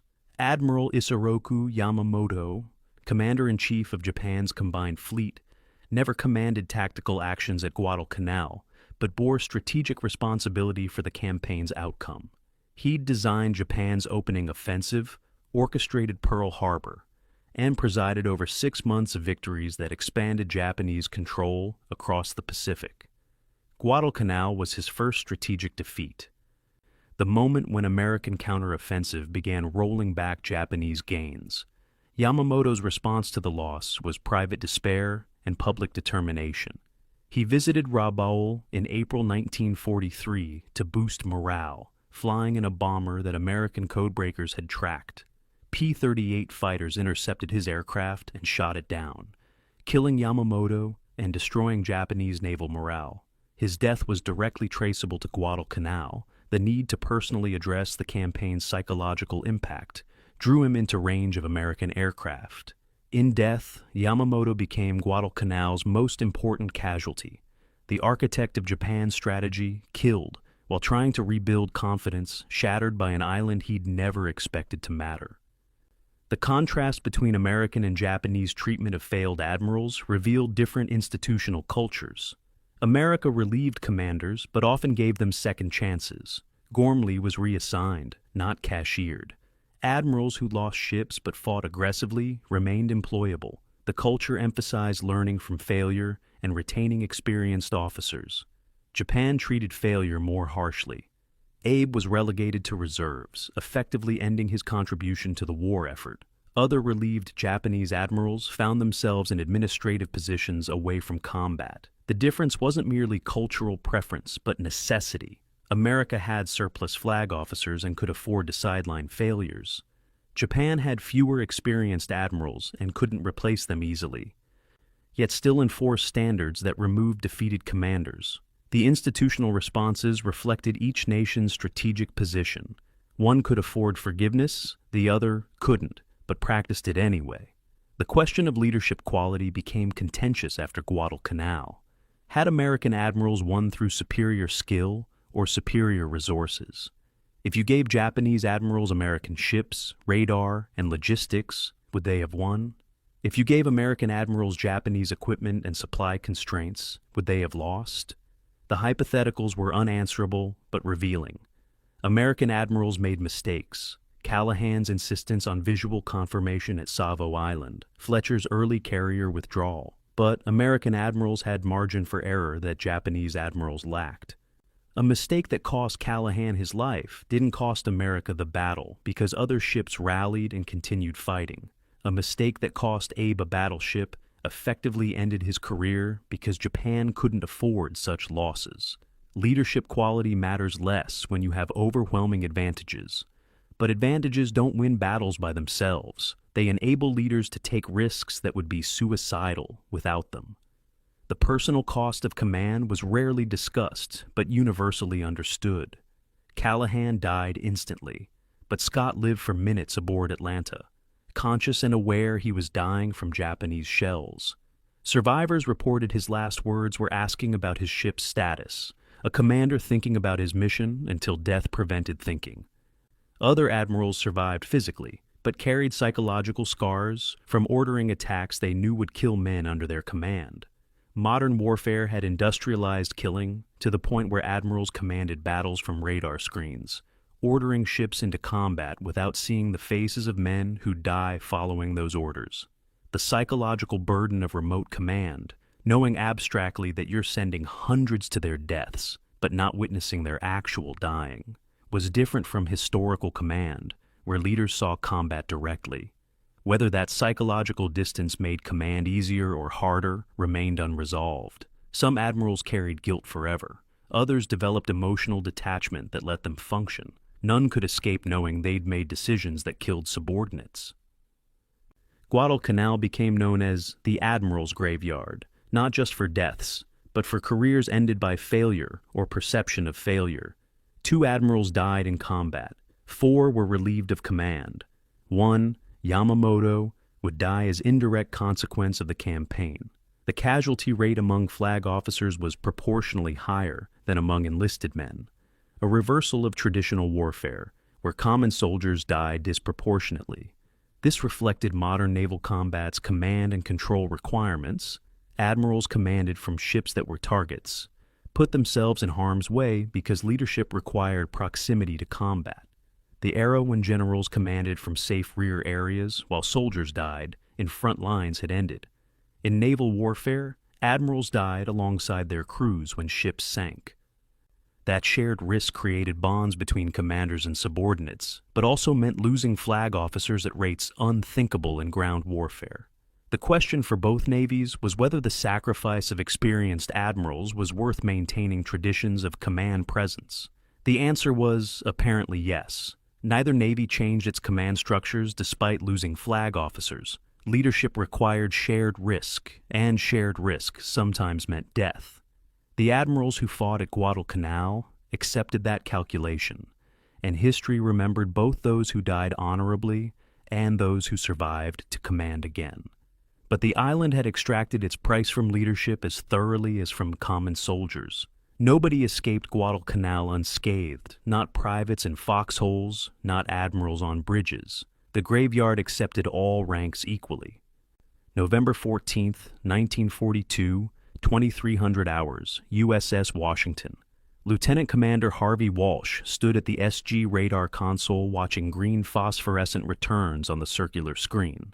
Each return represented a ship, enemy ships, Japanese battleship Kirishima, and escorts, steaming 18,000 yards distant in absolute darkness. Walsh could see them electronically, though visually they were invisible. He spoke calmly into the communications circuit. Surface contact, bearing 352, range 18,000, course 160, speed 24. The gunnery officer acknowledged, feeding data into the mechanical fire control computer, a device that calculated shell trajectories, wind effects, target movement, and aimed Washington's 16-inch guns with precision impossible for human gunners. At 2317, Washington's main battery fired. 9 16-inch shells, each weighing 2,700 pounds, arced through darkness toward a target Washington's crew couldn't see. 7 seconds later, hits. Kirishima's superstructure erupted in flames. The Japanese battleship, crippled by shells fired at an enemy detected by radar, targeted by computer, and destroyed before Japanese lookouts even spotted Washington. The engagement demonstrated what would dominate naval warfare for decades: technology that allowed killing beyond visual range, reducing battle to mathematics and electrons. The SG radar represented evolutionary jump in naval warfare. Previous American radar sets, the CXAM models, could detect ships at 10 to 15,000 yards with poor accuracy. The SG radar, operating at 10 centimeters wavelength, detected targets at 18 to 20,000 yards and provided accurate bearing and range data. More critically, it could track multiple targets simultaneously and update their positions every few seconds. The radar display showed the tactical situation in real time, friendly ships as one type of blip, enemy ships as another, their courses and speeds calculable from successive position updates. American ships equipped with SG radar could maneuver, target, and fire in complete darkness with confidence that would have been impossible months earlier. The Japanese had radar too, but their sets were less sophisticated, shorter ranged, and less integrated into fire control systems. Technology gap of perhaps 2 years in development translated into the difference between seeing first and dying blind. The F-4F Wildcat fighter underwent evolutionary improvement throughout Guadalcanal. Early F-4F-3 models that fought in August had 4 50 caliber machine guns, no armor, and unprotected fuel tanks. Pilots who took hits often died when their aircraft exploded in fireballs. The F-4F-4 variant that arrived in September added 2 more machine guns, armor plating behind the pilot, and self-sealing fuel tanks that could absorb bullet hits without igniting. The additions increased weight and slightly reduced performance, but survivability jumped dramatically. A Wildcat could absorb 20 to 30 hits from 0 machine guns and keep flying. A 0 hit by similar fire typically broke apart or caught fire. Its lightweight construction prioritized maneuverability over durability. American pilots learned to exploit this asymmetry. Don't dogfight. Dive, shoot, climb away using superior dive speed. If hit, the Wildcat might survive where the 0 would die. Over time, survival rates equalized not because American pilots became better, but because American aircraft were engineered to bring damaged planes home. The TBF Avenger torpedo bomber entered service during Guadalcanal and revolutionized naval strike capability. Previous American torpedo bombers, the TBD Devastator, were slow, lightly armed, and vulnerable. The Avenger was larger, faster, better armed with a dorsal turret and ventral gun position, and had range of 1,215 miles, enough to strike Japanese bases from Henderson Field. More importantly, Avengers could carry either torpedoes or bombs, providing flexibility that previous aircraft lacked. During Guadalcanal's later months, Avengers sank destroyers, transports, and even damaged cruisers operating beyond fighter range. The aircraft's introduction shifted tactical calculations. Japanese ships operating near Guadalcanal faced attack from land-based bombers, with range to reach them anywhere within 300 miles of Henderson Field.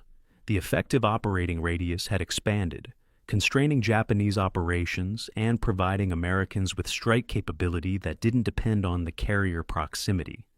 PT boats became Guadalcanal's guerrilla navy, fast attack craft harassing Tokyo express runs. The PT, patrol torpedo boat, was 80 feet long, displaced 56 tons, mounted 4 21-inch torpedo tubes and multiple machine guns, and could reach speeds of 41 knots. They operated from bases near Tulagi, racing out at night when coast watchers reported Japanese destroyers approaching. PT boats couldn't sink battleships, but they could attack destroyers, transports, and supply convoys. They sank destroyer Teruzuki in December, damaged numerous other ships, and forced Japanese convoys to maintain higher speeds and more frequent evasive maneuvers, reducing cargo delivery efficiency. The PT boat represented low-cost, high-impact warfare. Each boat cost approximately $200,000 compared to $20 million for a destroyer, yet could threaten ships worth far more. The asymmetric cost-effectiveness made PT boats attractive for naval irregular warfare. Japanese technology had advantages too, most notably the Type 93 Long Lance torpedo. This oxygen-powered torpedo had 20,000-plus yard range, carried an 1,100-pound warhead, traveled at 49 knots, and left almost no wake. American torpedoes in 1942 were inferior in every respect: shorter range, smaller warheads, frequent dude rates due to faulty detonators. Long Lance torpedoes sank Quincy, Astoria, Vincennes at Savo Island, hit Hornet at Santa Cruz, and damaged numerous other American ships. The weapon gave Japanese surface forces significant advantage in night combat, where torpedo attacks decided battles. But technological superiority in one weapon system couldn't overcome deficiencies elsewhere. Having the best torpedo mattered less when your ships lacked effective radar and fire control. Technology warfare wasn't about individual superior systems, but integrated superiority across multiple systems. Japan excelled in specific areas: torpedoes, optical rangefinders, individual aircraft performance. America achieved integration: radar, fire control, damage control, logistics working together to create compounding advantages. Communications technology evolved rapidly during the campaign. Coast watchers used teleradio sets, portable high-frequency transmitters that could reach Allied headquarters from jungle observation posts. These devices, weighing 60 pounds and operating on batteries charged by hand-cranked generators, provided 30 to 60 minutes warning of Japanese air raids. That warning let Henderson Field scramble fighters, get aircraft off the ground before bombing started, and position defending fighters at altitude advantage. Without Coast Watcher early warning, Japanese bombers would have destroyed aircraft on the ground repeatedly. The teleradio network represented information warfare, using communications technology to achieve tactical advantage disproportionate to the hardware cost. Each teleradio cost approximately $500. The aircraft they saved were worth $50,000 to $100,000 each. The return on investment was enormous. Pierced steel planking, Marston matting, enabled Henderson Field's survival. The matting consisted of perforated steel plates, 10 feet long by 15 inches wide, that interlocked to create temporary runways. Without PSP, Henderson's dirt runway would have become impassable mud during rain. Aircraft would have bogged down, takeoffs would have been impossible, and the entire air defense would have collapsed. PSP allowed engineers to create and repair runways within hours, filling bomb craters with gravel and covering them with matting. The technology was unglamorous, just stamped steel sheets, but critical. Henderson absorbed hundreds of bomb hits during the campaign. Each time, engineers filled craters and laid PSP, returning the runway to operation within hours. That resilience kept the Cactus Air Force flying, despite everything Japan could throw at it. Simple technology, properly applied, created strategic effect disproportionate to its sophistication. The question haunting both sides was which technology would prove decisive. American commanders hoped radar, fire control, and industrial production would overwhelm Japanese forces regardless of individual unit quality. Japanese commanders hoped superior training, tactical doctrine, and warrior spirit would defeat materially superior enemies. Guadalcanal tested both theories. The answer was complicated. Technology without competent users failed. American torpedoes in 1942 were technologically sophisticated, but practically useless due to faulty detonators.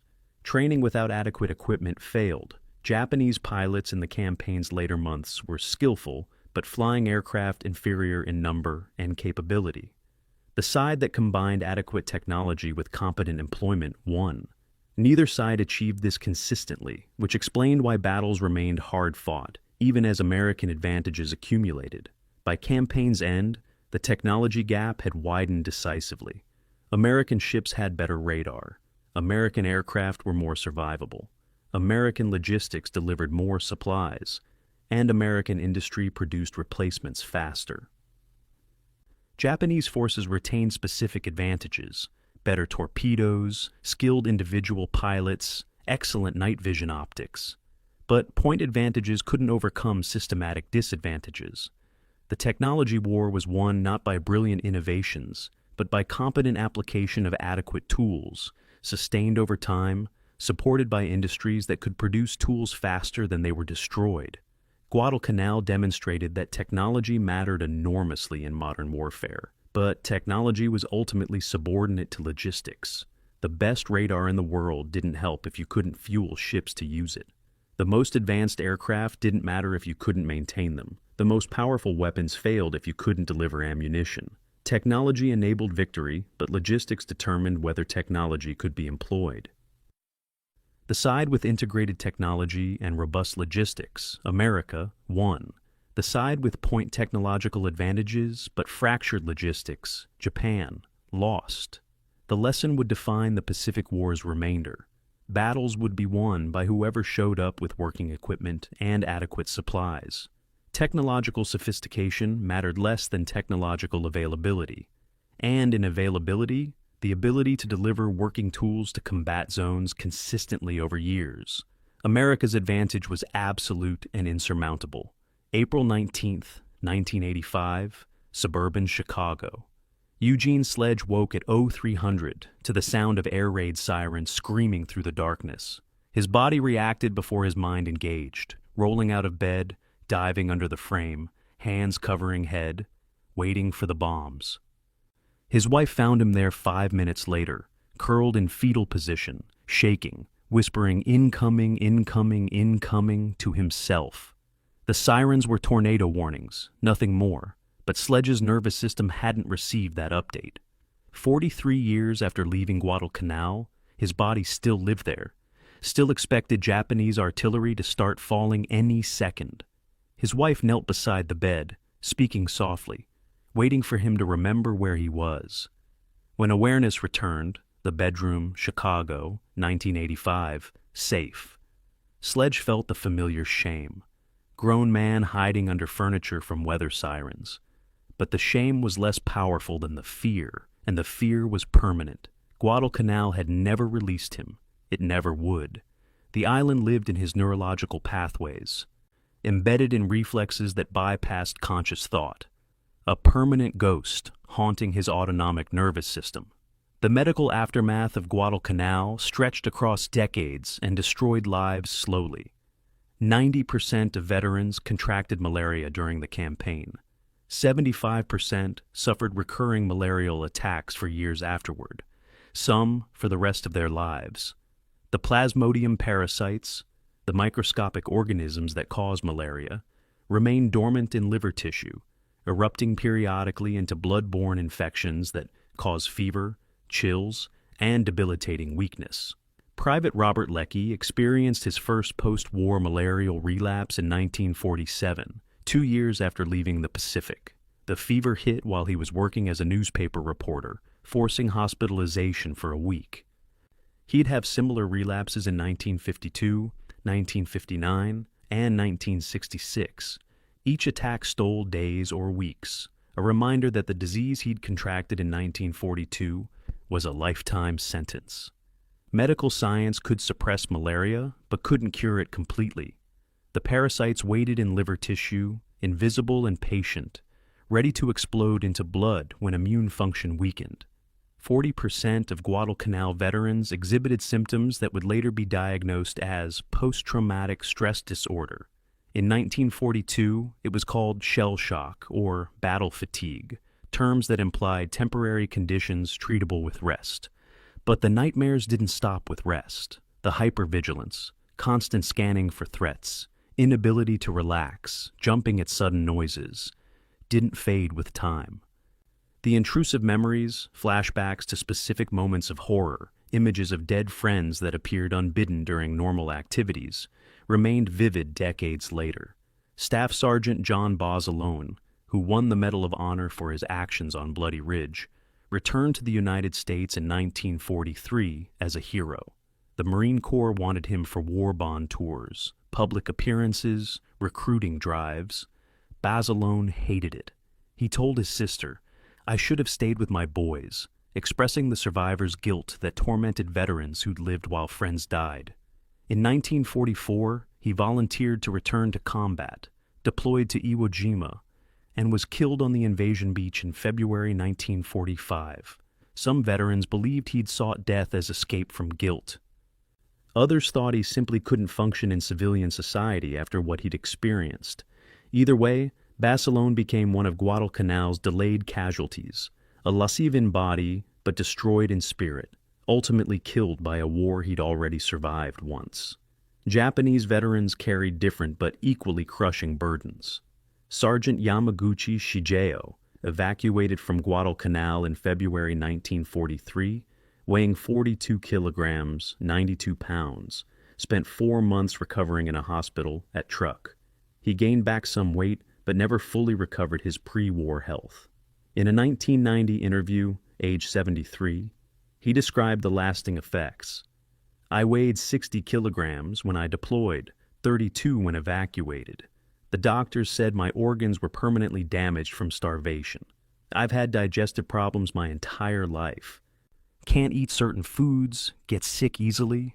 And the nightmares, even now, 50 years later, I dream of being hungry, of watching friends die from starvation, of being so weak I couldn't stand. I still can't eat rice without remembering Guadalcanal. The smell triggers memories I'd rather forget." Yamaguchi's experience was typical of Japanese survivors: physical damage from malnutrition, psychological trauma from witnessing mass starvation, and shame from surviving when so many comrades died. The 1st Marine Division Association, formed by Guadalcanal veterans after the war, maintained contact with approximately 60% of survivors through regular reunions and newsletters.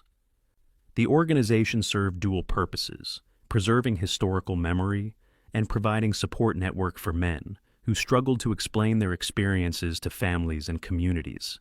At reunions, veterans could speak freely about things they'd never discussed elsewhere: the nightmares, the guilt, the flashbacks, the inability to feel normal emotions. Civilian society in 1945 wanted returning heroes, not damaged men discussing horror. So veterans learned to hide their trauma, performing normalcy in public while suffering privately. The reunions let them drop the performance, acknowledge shared damage, and feel less alone in their brokenness. Attendance was high for decades, hundreds of veterans traveling across the country annually to spend weekends with men who understood what they'd endured. The statistics on long-term health outcomes were grim. Guadalcanal veterans averaged 68 years life expectancy, compared to 71 years for similar-age men who hadn't seen combat. The 3-year differential reflected cumulative health damage from tropical diseases, malnutrition, psychological stress, and exposure to combat. Rates of cardiovascular disease, digestive disorders, and psychological conditions were elevated compared to control populations, Some of this was directly attributable to specific wartime exposures, malaria causing heart problems, starvation causing digestive issues. But much reflected the general reality that extreme stress ages bodies and minds prematurely. Men who'd endured Guadalcanal at age 20 looked 50 by age 40. Their faces carved with lines that reflected both chronological time and experiential time. The campaign had compressed decades of aging into months, and the biological toll persisted forever. Recognition came slowly and incompletely. The Guadalcanal Campaign Medal was authorized in 1943, awarded to approximately 60,000 service members who'd participated in operations in the Solomon Islands between August 7, 1942, and February 21, 1943. But medals don't heal trauma or restore health. What veterans wanted more than recognition was acknowledgement that what they'd endured mattered, that their sacrifice achieved something beyond personal suffering. The question haunted many. Did Guadalcanal need to be that hard? Could better planning, better supplies, better strategy have reduced casualties? Or was the misery inevitable, the price that had to be paid to stop Japanese expansion? The questions had no satisfying answers, which made the suffering harder to accept. Men could endure almost anything if they believed it served necessary purpose. But suffering that seemed avoidable, that resulted from mistakes and miscalculations, felt like waste. Many Guadalcanal veterans struggled with the suspicion that they'd been sacrificed to institutional incompetence rather than strategic necessity. The children of Guadalcanal veterans inherited secondary trauma, growing up with fathers who wouldn't discuss the war, who woke screaming from nightmares, who drank to suppress memories, who struggled to show affection or connect emotionally. These experiences marked the post-war generation profoundly.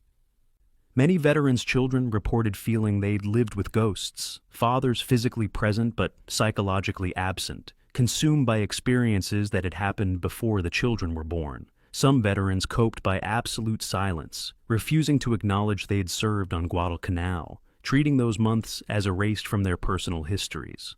Others coped by obsessive discussion, talking endlessly about the campaign, unable to think or speak about anything else. Neither approach was healthy for families. The war that officially ended in 1943 continued in American homes for decades, damaging relationships and stunting emotional development in ways that rippled across generations. By the 1990s, Guadalcanal veterans were elderly men watching their ranks thin as age, and accumulated health problems claimed survivors. The reunions continued, but attendance declined, not from lack of interest, but from death and disability. Each year, the 1st Marine Division Association newsletter carried obituaries of men who'd held Henderson Field, fought on Bloody Ridge, survived the naval battles. Each death reduced the living memory of the campaign. Historians could read documents and analyze statistics, but they couldn't capture the sensory experience, what it felt like to lie in a flooded foxhole shivering with fever, what it smelled like when the jungle was full of corpses, what it sounded like when Japanese infantry charged screaming into American machine gun fire. Those memories existed only in the minds of men who'd been there, and those men were dying. By 2000, most Guadalcanal veterans were in their late 70s or 80s. By 2020, very few remained alive. The final reunion of the 1st Marine Division Association's Guadalcanal veterans happened in September 1992, the 50th anniversary of the campaign. Approximately 300 veterans attended, old men in their 70s, some in wheelchairs, many accompanied by wives or adult children. They gathered at the National Museum of the Marine Corps in Virginia, spent 3 days reminiscing, comparing prosthetics and medications, laughing about things that hadn't been funny in 1942, but had become funny with distance. They cried too, not from sadness exactly, but from the emotional weight of remembering friends dead for 50 years, events that had defined their lives, suffering they had mostly kept private. A photographer captured the event, rows of elderly men standing together, arms around each other's shoulders, faces showing both the joy of reunion and the sorrow of remembering. Behind them hung a banner, 1st Marine Division, Guadalcanal, 1942, 1943. We remember. But the real message wasn't on the banner. It was in their faces, the unmistakable look of men who'd been to hell together and emerged alive, but forever changed. Eugene Sledge, who'd spent decades processing his Guadalcanal trauma through writing. His memoir, With the Old Breed, became required reading for understanding Pacific War combat, attended that final reunion. A journalist asked him what Guadalcanal had meant to him. Sledge considered the question for a long moment before answering. It meant everything and nothing. It meant I learned what I was capable of enduring, more than I'd imagined. It meant I lost friends I'd give anything to have back. It meant I saw humanity at its worst and occasionally at its best. But mostly it meant 6 months of misery that never really ended. I left Guadalcanal in December 1942, but part of me never left. I have been carrying that island inside me for 50 years. And when I die, Guadalcanal will die with me, because you can't separate us anymore. The island shaped me into whatever I became, and I spent my life trying to make peace with that shaping. He paused, then added quietly, I'm not sure I ever succeeded.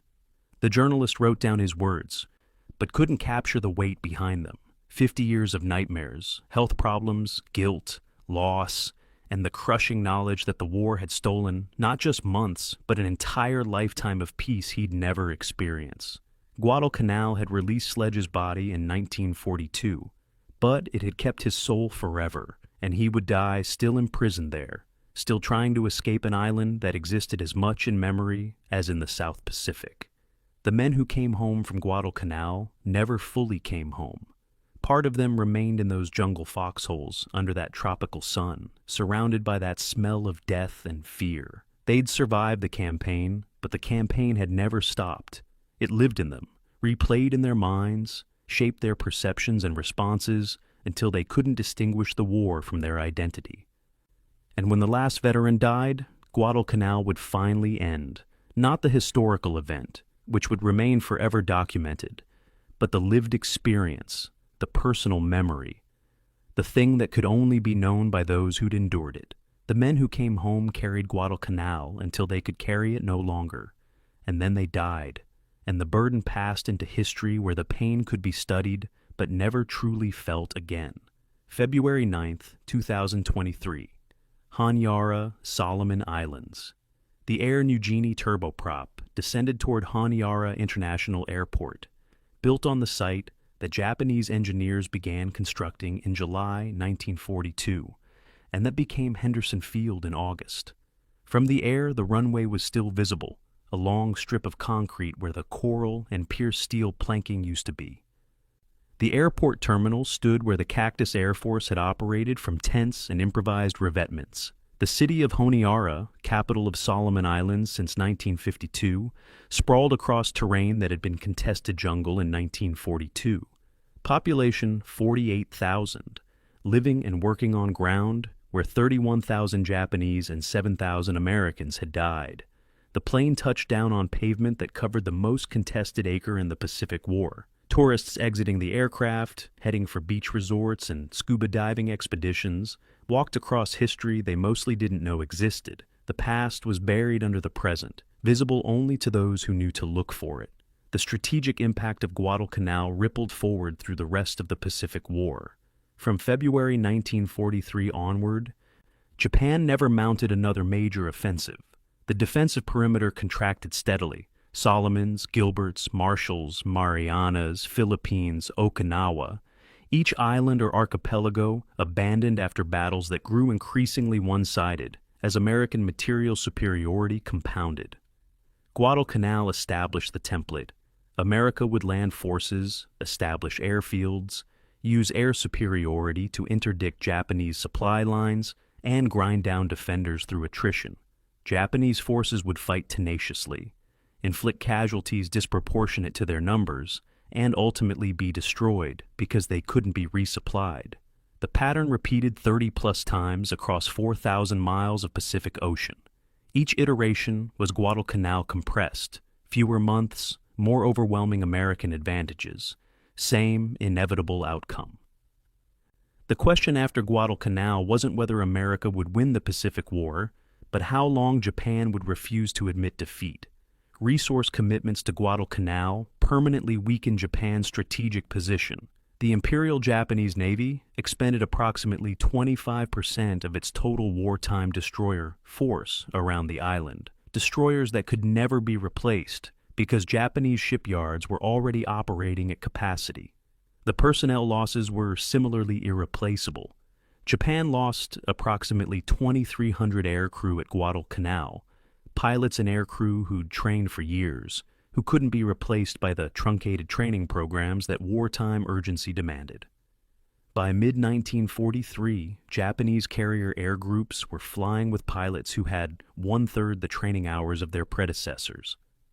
Those pilots would face American aviators flying better aircraft, supported by better logistics, learning from combat experience that accumulated in institutional memory. The skill gap that favored Japan in 1942 had reversed by 1943 and would only widen thereafter. The timeline acceleration proved America could mount offensives faster than Japan had anticipated. Imperial General Headquarters pre-war planning assumed America would need 18 to 24 months after Pearl Harbor before attempting offensive operations. Guadalcanal came after 8 months, demonstrating American organizational capacity to mobilize, train, equip, and deploy forces much faster than Japanese planners believed possible. This miscalculation had strategic consequences. Japan's defensive preparations assumed more time to consolidate gains, construct fortifications, and position forces. Instead, they found themselves reacting to American offensives in regions they'd considered secure. The psychological impact was significant. If America could attack Guadalcanal in August 1942, nowhere was safe. Every Japanese garrison became potentially vulnerable, forcing dispersal of forces across thousands of miles of defensive perimeter instead of concentration for offensive operations. Doctrinal legacy of Guadalcanal transformed amphibious warfare. The Marines who landed in August 1942 were improvising. No doctrine existed for opposed amphibious landings against prepared defenses in the Pacific environment. Guadalcanal, Tulagi, and WW2 became laboratories where techniques were developed through trial and error. Naval gunfire support procedures, air-ground coordination, logistics over beaches, command and control during amphibious assault, medical evacuation under fire. By February 1943, these procedures had crystallized into doctrine that would guide 30 subsequent amphibious operations. Tarawa, Saipan, Guam, Peleliu, Iwo Jima, Okinawa, all employed tactics refined at Guadalcanal. The 840 Americans killed during the Guadalcanal landing phase died, buying knowledge that would save thousands of lives in future campaigns. Their sacrifice wasn't glorious, just men figuring out by doing, learning what worked by discovering what killed them. But the learning was preserved, codified, and transmitted forward. Japanese strategic consequences were immediately apparent and permanently damaging. The February 1943 decision to evacuate Guadalcanal led directly to the absolute national defense sphere doctrine, abandoning outlying island chains and consolidating forces closer to Japan. The Solomons would be defended but not reinforced.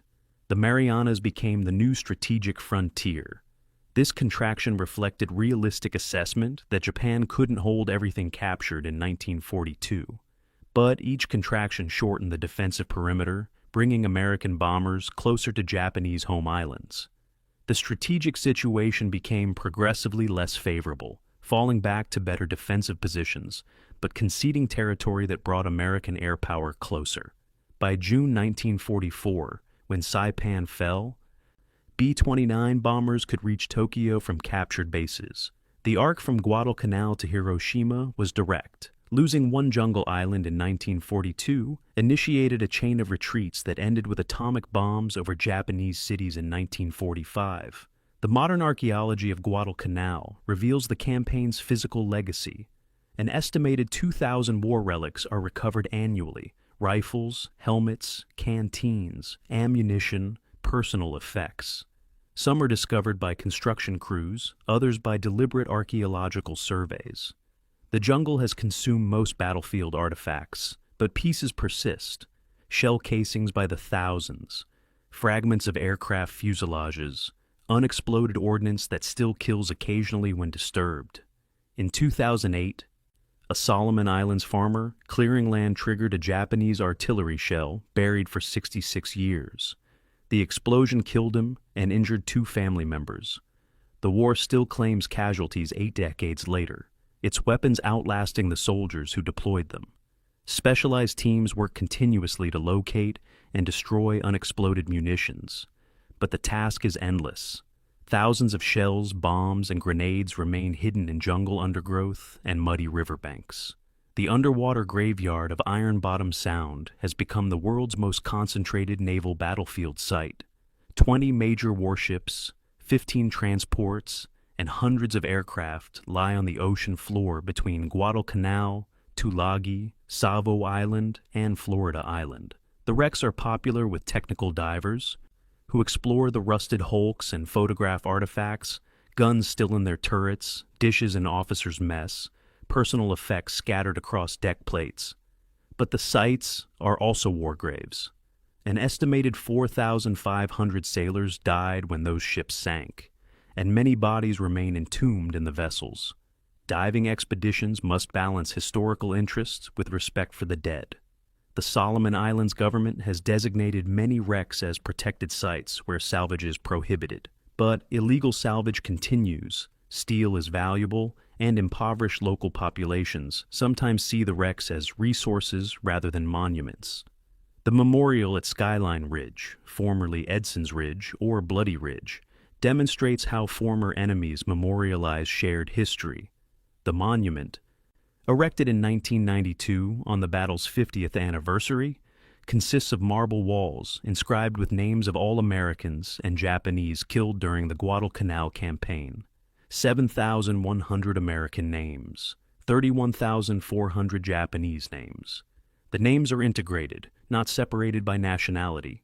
American and Japanese soldiers listed together in death as they fought together in life, though on opposing sides. The memorial's design deliberately avoids claiming victory for either side. Instead, it acknowledges mutual sacrifice and mutual suffering. The message is reconciliation. Nations that were enemies became allies. Soldiers who fought each other are honored together. And contemporary Solomon Islanders maintain the site as part of their national heritage despite having no direct connection to the combatants. The question of whether Guadalcanal needed to happen remains contentious among military historians. Some argue the campaign was strategically essential. Stopping Japanese expansion required offensive action somewhere, and Guadalcanal was the only feasible option in August 1942. Others contend that an island nobody wanted shouldn't have absorbed such resources, that bypassing the Solomons and striking elsewhere might have achieved strategic objectives more efficiently. Both arguments have merit, but miss the key point. Guadalcanal mattered because it was contested, and it was contested because neither side could accept losing there once engaged. The sunk cost fallacy, continuing to invest resources because you've already invested so much, drove both nations to pour men and material into a campaign that grew far beyond its initial strategic value. By October 1942, Guadalcanal had become symbolically important, regardless of its strategic value. Losing would mean admitting defeat in the first major contested campaign. Neither side could politically accept that admission. The statistics that define the campaign remain staggering when viewed holistically. 6 months of combat, 7 major naval battles, more than occurred in the entire Atlantic theater during World War II, 10 significant land battles, over 800 air combats between fighters, bombers, and anti-aircraft defenses. Total casualties, approximately 55,000 killed from both sides, plus disease and wounded that likely exceeded 100,000 when counted comprehensively. Naval losses, 48 major warships sunk. Aircraft losses, approximately 1,300. Financial cost, estimated $5 to $6 billion in 1942 currency. roughly 100 billion in modern terms. These numbers captured scope, but not significance. Guadalcanal was the Pacific War's pivot, the moment when momentum shifted from Japanese offense to American counteroffensive, and the beginning of a strategic trajectory that would end in Tokyo Bay 3 years later. For the Solomon Islands, Guadalcanal's legacy is complex and ongoing. The war brought catastrophic disruption, villages destroyed, civilians killed or displaced, traditional societies fractured by violence they hadn't caused. But it also brought modernization, economic development, and eventual independence. Henderson Field became Honiara Airport, enabling commercial aviation and tourism. Wartime infrastructure was repurposed for civilian use, and the war's memory became national identity. Solomon Islands' flag incorporates gold stars representing the 5 main island groups, but the imagery evokes military decorations, connecting national identity to wartime experience. Whether that connection is healthy remains debatable. Should a nation define itself by wars fought on its territory by foreign powers? Or should it move beyond that history? The questions have no simple answers, but they shape contemporary Solomon Islands politics and culture. The final assessment of Guadalcanal's significance requires acknowledging multiple truths simultaneously. It was a necessary campaign that stopped Japanese expansion and initiated American counteroffensive.